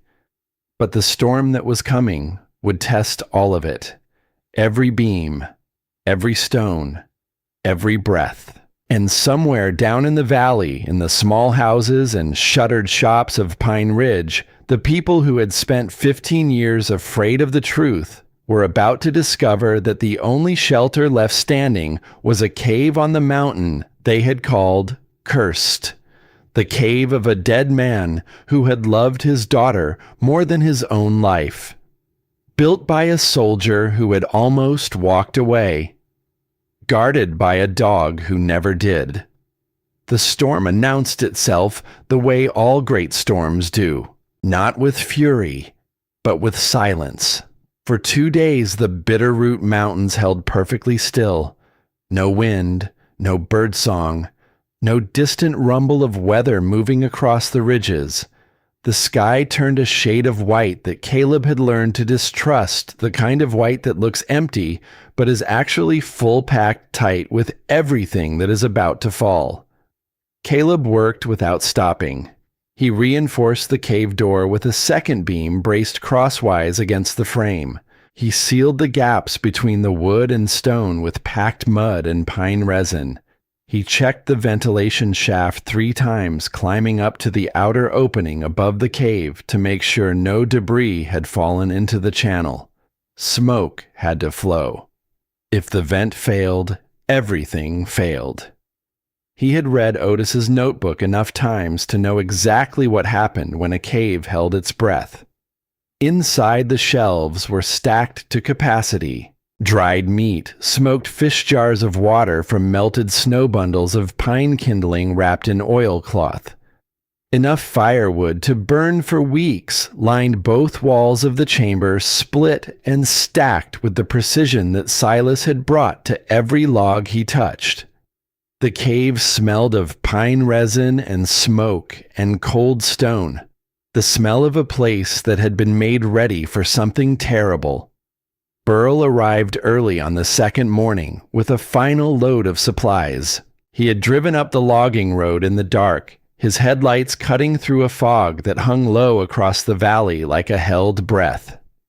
Barometric pressure has been falling since midnight, he said as he unloaded canned food from his truck. Old-timers at the feed store say it is going to be the worst one since the winter of 2004. Caleb looked north. The gray line on the horizon had thickened overnight. It was no longer a line. It was a wall, a slow, massive wall of cloud rolling across the distant peaks like something alive. Silas came next. Then Linnea carrying extra medical supplies and a second bandage kit for Ranger. Thea arrived with Colton and Wren. The boy carried a backpack full of blankets. Wren held a stuffed rabbit in one arm and Ranger's leash in the other, though the dog had never needed a leash and was simply walking beside her because she wanted to hold something. They all stood outside the cave and looked at the sky. Nobody spoke. The mountain said everything that needed saying. By noon, the first flakes began to fall. Light at first, almost gentle, drifting down through the pines like something beautiful. But Caleb watched the way the flakes moved. They did not float. They dropped. Straight and fast, pulled by a wind that had not yet reached the ground but was pressing down from above. Inside, he told everyone. Now. They filed into the cave. Caleb was the last one in. He took one final look at the valley below. Pine Ridge was barely visible through the thickening snow. The rooftops were already turning white. Then he pulled the heavy wooden door shut and dropped both crossbeams into place. The storm hit the mountain like a freight train. Within the first hour, the wind went from silence to a sustained roar that pressed against the cave door with physical force. The wooden beams creaked under the pressure. Snow piled against the entrance so fast that Caleb could hear it accumulating a soft, relentless hissing that grew heavier with every passing minute. The temperature outside dropped below 0 and kept falling. The cave walls warmed by the fire held steady. The ventilation shaft pulled smoke upward through the rock and out into the storm above. Fresh air cycled in through tiny cracks near the base of the entrance. The system Otis had designed and Caleb had carved from solid granite worked exactly as the notebook had promised. 12 people sat inside the cave. The fire burned. The walls glowed warm. Outside, the world was ending. Inside, the world held. For 6 hours, no one came. Caleb had expected that. The people of Pine Ridge had houses. They had generators and firewood and pantries stocked for winter. They would ride it out. Then the generators failed. Then the power lines came down. Then the roofs began to collapse under the weight of snow that fell faster and heavier than anything the valley had seen in 20 years. The first knock came just after 9 o'clock at night. It was faint, almost lost beneath the howling wind. Ranger heard it first. The dog lifted his head from where he lay beside Wren, ears rotating forward, body going still. Caleb watched him. When Ranger stood and moved toward the door, Caleb knew. He pressed his ear to the wood. Voices. Several of them. A man shouting. A woman crying. And beneath it all, the thin, desperate sound of someone running out of time. Caleb looked at Ranger. The dog met his eyes. And then Ranger did something he had done only once before in this cave. He stepped to the side, not blocking the door, not standing guard, stepping aside, making room. "Open it," the dog's eyes said. Caleb lifted the beams and pulled the door open. The blizzard screamed into the cave. Snow exploded through the doorway in a blinding white rush. The fire bent and snapped in the sudden wind. Shapes staggered through the opening. 1, 2, 5, 7, 10 people stumbled inside, coated in ice faces. Raw hands, shaking eyes wild with the look of people who had been walking through their own death and somehow found a door.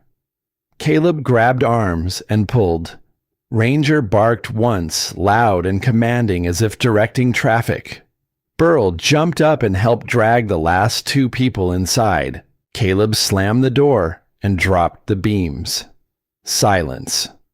Or as close to silence as the storm would allow. The newcomers stood in the warm glow of the firelight, trembling so violently that the sound of their chattering teeth filled the chamber. Snow melted off their coats and puddled on the stone floor. Among them, Caleb saw faces he recognized.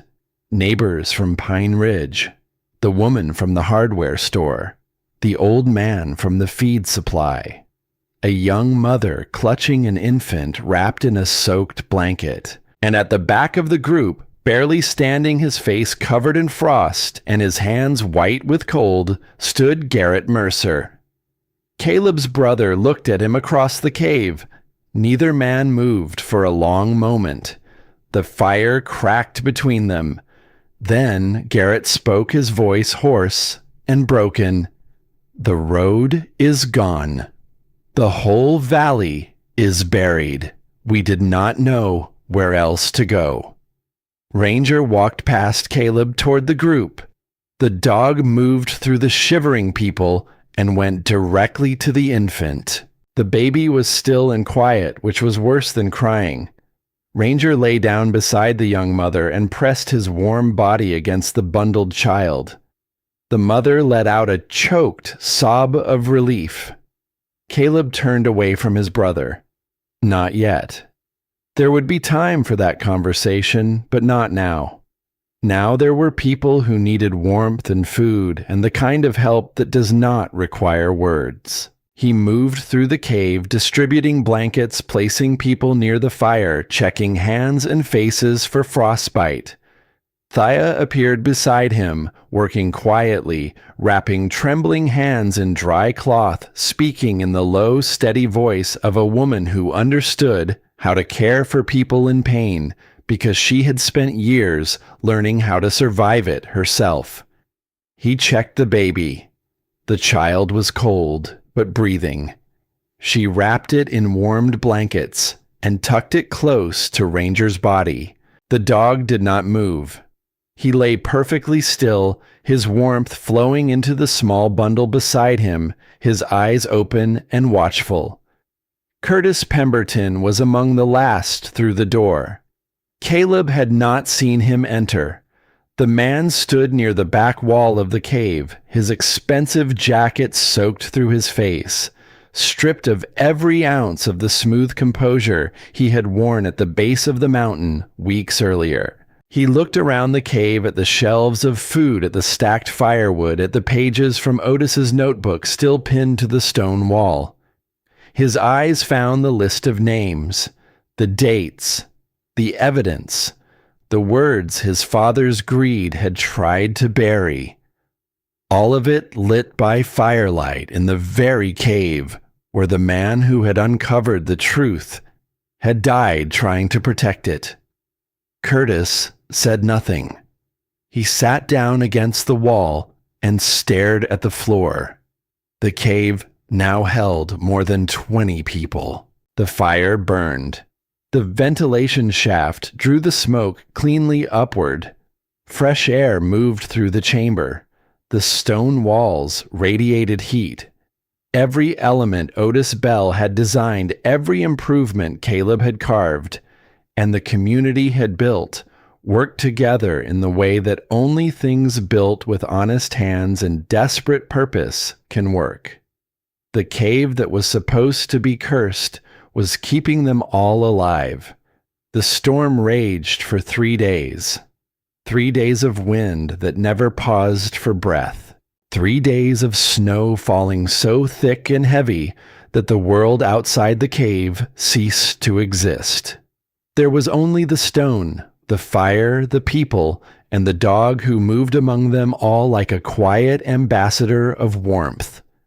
Caleb rationed the food carefully. Small meals, enough to sustain, not to comfort.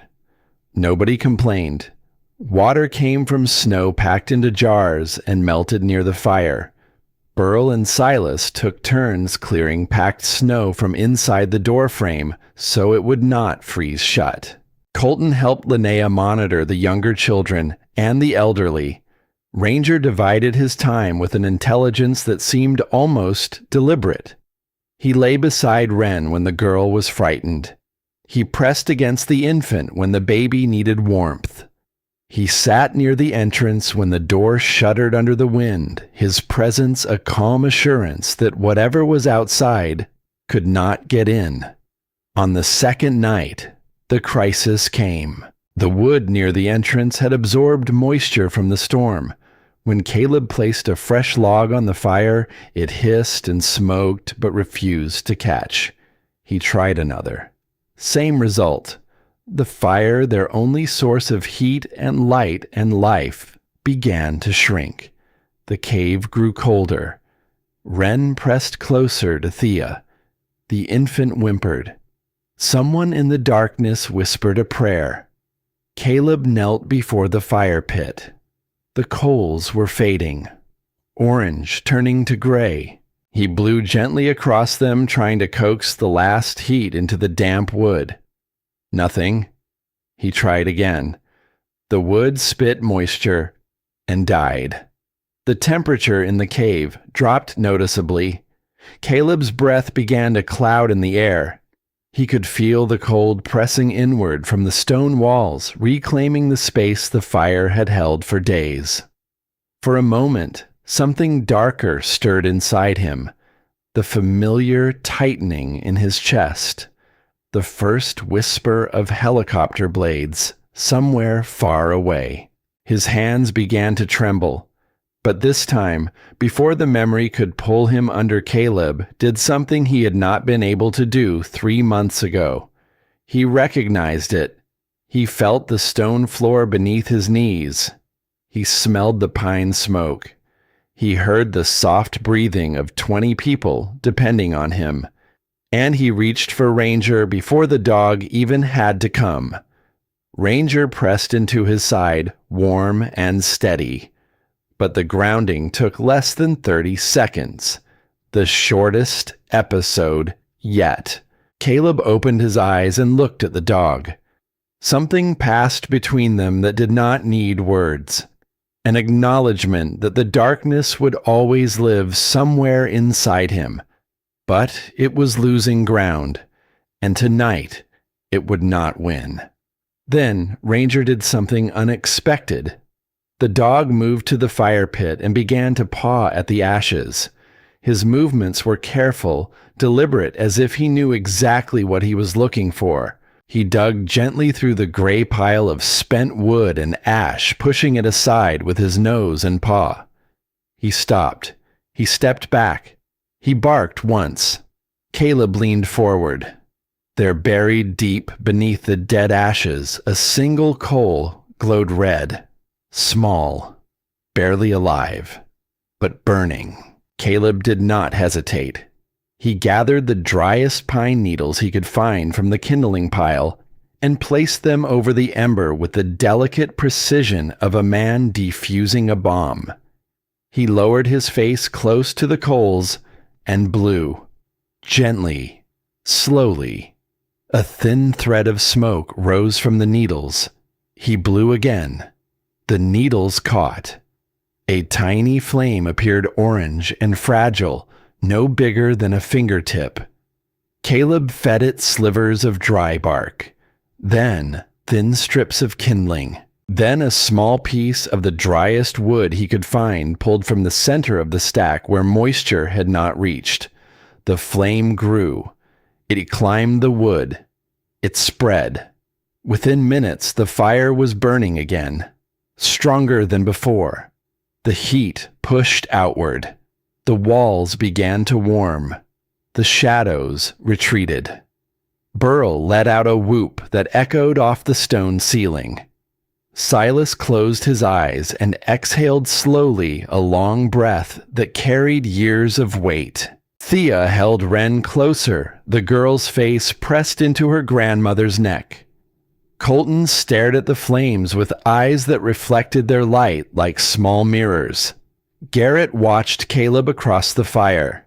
He said nothing, but his eyes were wet. Curtis Pemberton sat against the back wall. His gaze was fixed on the notebook pages pinned above his head.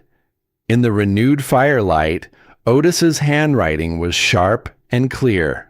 The names, the dates, the evidence. And at the bottom of the last page, the words that had survived 15 years of darkness.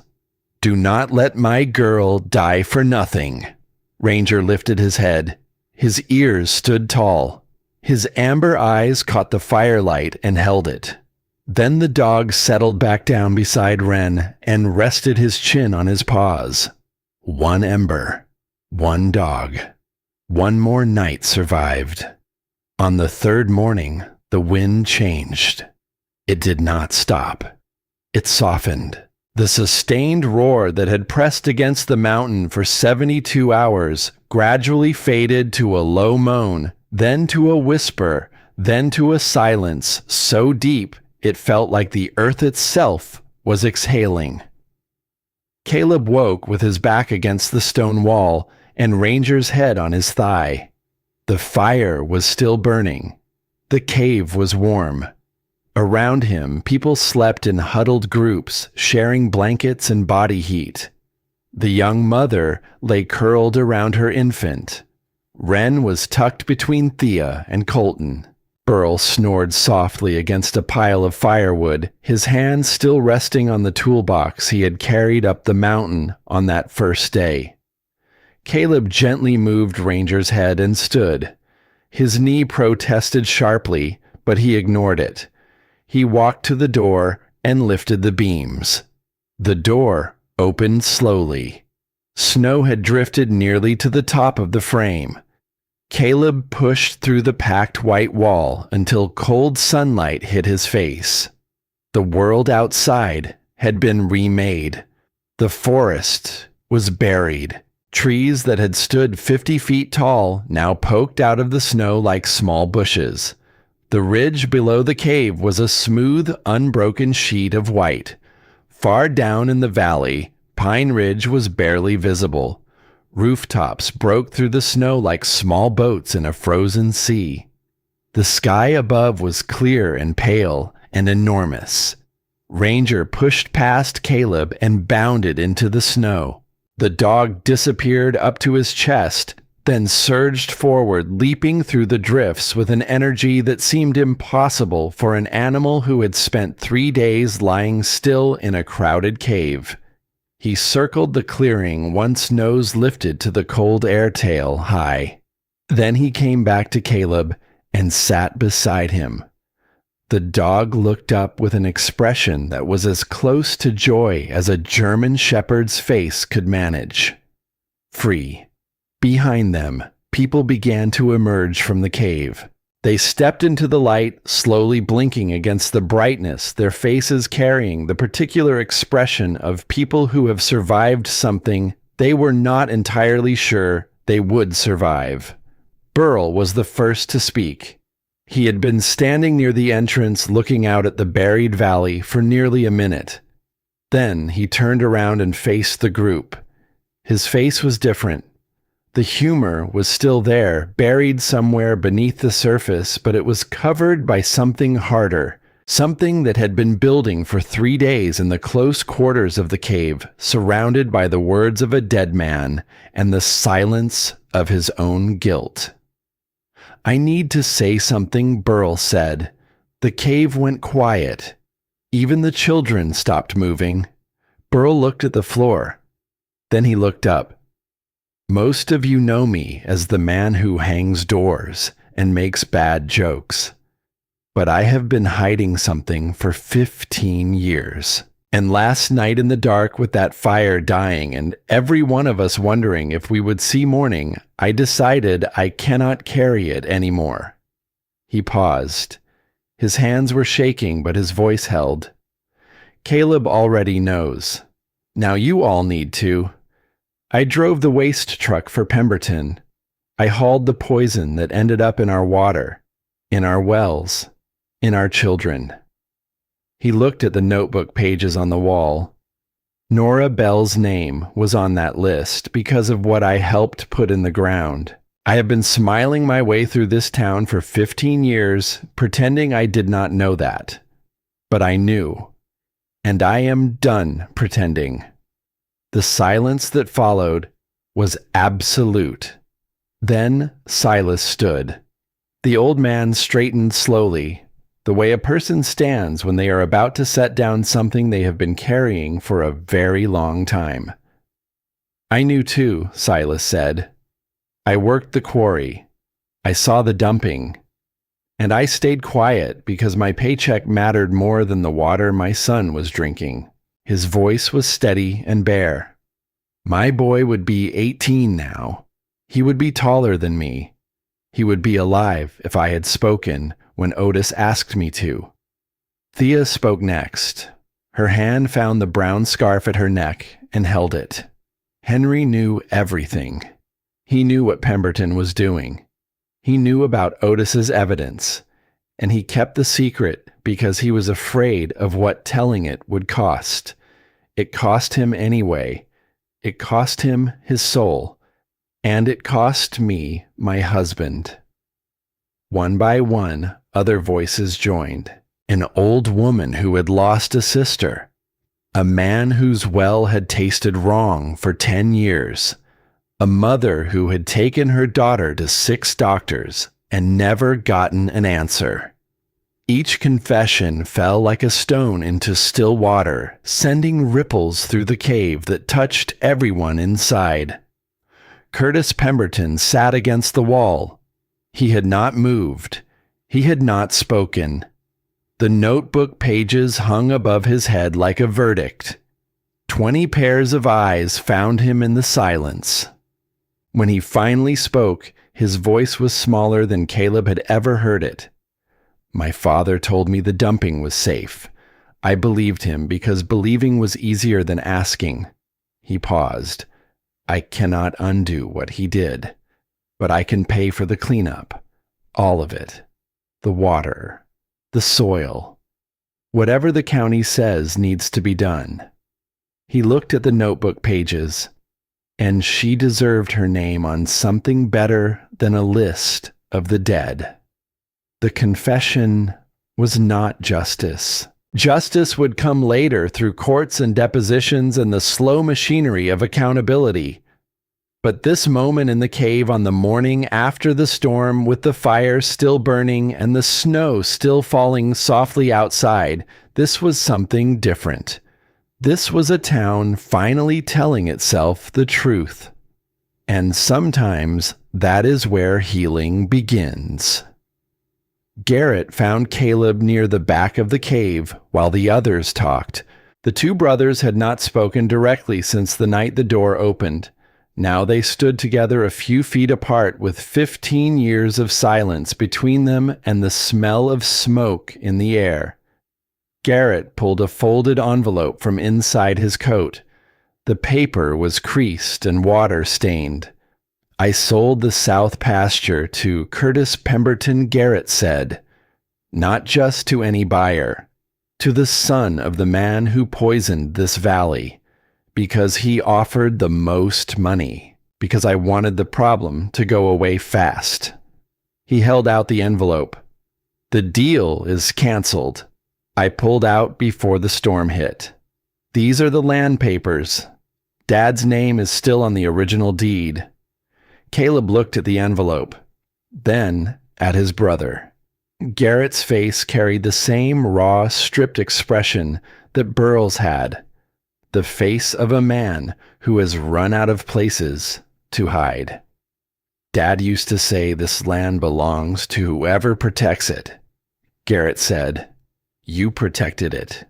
You protected all of it." Caleb took the envelope. He held it for a moment, feeling the weight of it, the weight of the farm and the family and the years they had lost. "The cave stays open," Caleb said. "It is not mine. It is not ours. It is Nora's." Garrett nodded slowly. Something passed between them that was not forgiveness, not yet, but the first quiet step on the road toward it. A door opening. Not all the way, just enough to let light through. The sun climbed higher over the Bitterroot Ridge. The snow sparkled so brightly it hurt to look at. Down in the valley, the first sounds of recovery began to drift upward. The groan of a truck engine, the crack of ice being broken, the distant ring of a hammer on wood as Pine Ridge began to rebuild. Inside the cave, the gathering slowly broke apart. People pulled on dry coats and prepared for the long climb down to the valley. But before they left, Burl disappeared for a few minutes and returned with 2 pieces of wood. One was the sign he had nailed to the wall weeks ago. "Ranger is fine. Boss needs therapy." The other was new. He had carved it that morning with his pocket knife while the others were talking. The letters were rough and uneven but readable. "Nora's Cave, where the truth came home." He nailed them side by side at the entrance and stepped back. Nobody laughed at the first sign this time. Nobody needed to. It had become something different now, not a joke, but a reminder that even in the darkest places, someone had to be the one who kept things human. The crowd thinned. Footprints in the fresh snow led downhill toward town. But Caleb did not follow. Wren was sitting near the dying fire, watching the last embers glow. She was quiet.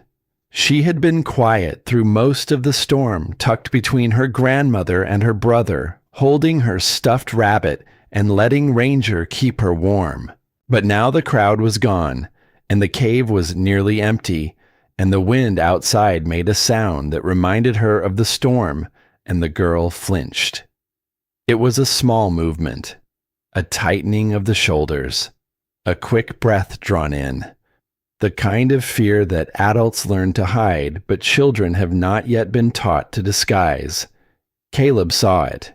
He walked over and sat down beside her, not too close, just near enough, the way Ranger always did. "That wind sounds scary," he said. Wren nodded. Her arms were wrapped tight around the stuffed rabbit. "Can I show you something that helps me when I get scared?" Caleb asked. The girl looked at him. Her eyes were wide and uncertain. Caleb placed his hand flat on his own chest. "You breathe in slow like you are filling up a balloon inside your ribs." He inhaled deeply. "Hold it for a second. Then let it out even slower, like you're blowing on a candle, but you do not want it to go out. He demonstrated. Slow in, pause, slow out. Wren watched. Then she tried. Her first breath was shaky. The second was steadier. The third was almost smooth. Ranger, who had been lying near the entrance, stood and walked over. The dog lay down beside Wren and pressed his body gently against her side. The girl's hand found his fur and held on. "He is my friend," Caleb said softly. "He wants you to know you are safe." Wren looked down at Ranger. The dog looked back at her with amber eyes that held no judgment, no expectation, no impatience, only presence. Wren leaned into Ranger and rested her head against his shoulder. The dog did not move. The girl's breathing slowed. The fear in her face softened into something that looked for the first time in 3 days like peace. Thea stood at the cave entrance, watching. She had stopped in the doorway on her way out and turned back when she heard Caleb's voice. She watched the soldier teach her granddaughter how to breathe. She watched the dog wrap the girl in warmth. She watched a man who had been broken by war teach a child that fear does not have to be carried alone. And for the first time since Henry died, Thea Linden smiled. Not the polite, careful smile she wore like armor in town. A real smile. The kind that starts somewhere deep in the chest and reaches the eyes before it reaches the mouth. Colton appeared beside his mother. The boy had been watching too. "Can I learn to help people like you do?" he asked Caleb. Caleb looked at the boy who had hiked up the mountain alone, who had found the cave before anyone else, who had stood still while a grown man fell apart on the floor and never once looked away. "You already did, kid. You found the cave first." The afternoon faded into evening. The sky turned from white to gold to deep, burning amber as the sun dropped behind the western peaks. The valley below was a patchwork of white snow and dark shadows. Smoke rose from chimneys in Pine Ridge as people returned to their homes and began the work of cleaning and repairing. The sound of hammers and voices drifted faintly up the mountainside. Caleb stood at the entrance of the cave. The fire behind him had burned down to a bed of glowing coals. The shelves were half empty. The wood supply was depleted. The cave looked tired, like a house after a long party, still warm but spent. Ranger sat beside him. The dog's bandaged paw rested on the stone threshold. His thick coat ruffled in the gentle wind that moved through the pines. His eyes were fixed on the valley below, watching the small figures of people moving through the snow. Thea had been the last to leave. She stopped at the entrance and turned back one final time. Her hand found the brown scarf at her neck. She held it for a moment. Then she loosened it slowly and let it hang open. "Dogs know the way home," she said. Caleb looked at her, then at Ranger, then at the valley below, where the lights of Pine Ridge were beginning to flicker on one by one like small, stubborn stars refusing to be extinguished. Home. He had spent 3 months believing that word meant a farmhouse and a piece of land and a family name on a deed. He had spent 14 years before that believing it meant a unit and a mission and a flag. He had spent his whole life looking for it in places and things and people and losing it every time. But standing here at the mouth of a cave that a dead man had dreamed and a broken soldier had built and a frightened town had finished and a loyal dog had guarded, Caleb understood something he had never understood before. Home is not a place you find. It is not a place you build. Home is the place where your pain does not have to be carried alone. Home is where the truth is not buried. Home is where a door opens when someone is knocking in the storm. Ranger leaned against Caleb's leg. The dog's weight was warm and solid and familiar. Caleb reached down and scratched behind the thick ears the way he had done 10,000 times before. Ranger's tail swept once across the stone. They stood there together as the last light left the sky. The mountains turned purple, then gray, then black. The stars appeared bright and cold and endless above the Bitterroot Ridge. Somewhere in the valley, a church bell rang the hour. The sound carried up the mountain and faded into the silence. The next morning, Burl returned with a proper sign, not cardboard this time. A thick slab of pine sanded smooth with letters burned deep into the grain by a steady hand. The Soldier's Cave. For Nora. He mounted it beside the entrance next to the 2 signs already there. Then he stepped back and put his hands in his pockets. Caleb looked at the 3 signs hanging together on the stone wall. The joke, the truth, the name. Somehow, together, they said everything that needed saying about what had happened on this mountain.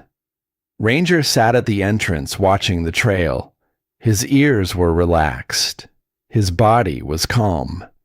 He had the quiet contentment of an animal whose work is done and whose person is safe. Then his ears lifted. The dog's head turned slowly to the east toward the ridge that led deeper into the Bitterroot Range. His nose worked the air.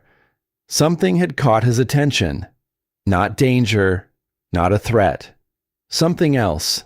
Something new.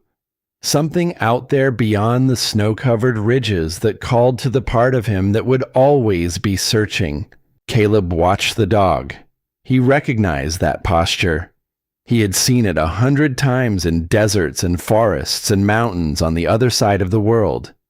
It was the posture of a dog who has found a new scent, a new direction, a new reason to keep moving forward. Ranger looked back at Caleb. His amber eyes were bright. His tail moved once. Caleb smiled. A real smile. The kind that lives not on the surface of the face, but somewhere deeper in the place where a man keeps the things he has almost lost, and the things he has found, and the things he has decided to protect. Again, he said. The wind moved softly through the pines. The morning sun fell warm across the snow. And high on the Bitterroot Ridge, at the mouth of a cave that had once been a grave, and was now a home, a soldier and his dog stood together and looked toward whatever came next. Because that is what survival looks like when it is real. Not medals, not headlines, not a single moment of glory that fades with the news cycle. It is a man and a dog and a fire that refuses to die. It is a notebook written by a father who loved his daughter more than his own life. It is a town that finally learned to tell the truth. It is a door that opens when the storm is at its worst. And it is the quiet, stubborn decision to keep going. If you are carrying something heavy today, know this. You do not have to put it down all at once. You do not have to have all the answers. You just have to take one more step. That is enough. And if there is a loyal friend beside you, one who never asked for an explanation, who never needed a reason to stay hold on to them, because dogs know the way home. And sometimes, if we are brave enough to follow, they show us the way too. Tell us in the comments, who is the loyal friend that kept you going? And if this story touched something in your heart, share it with someone who needs to hear it today. Because the next story is already waiting Another mountain, another storm, another dog who refuses to leave, and I promise you, the next one might be even more unforgettable.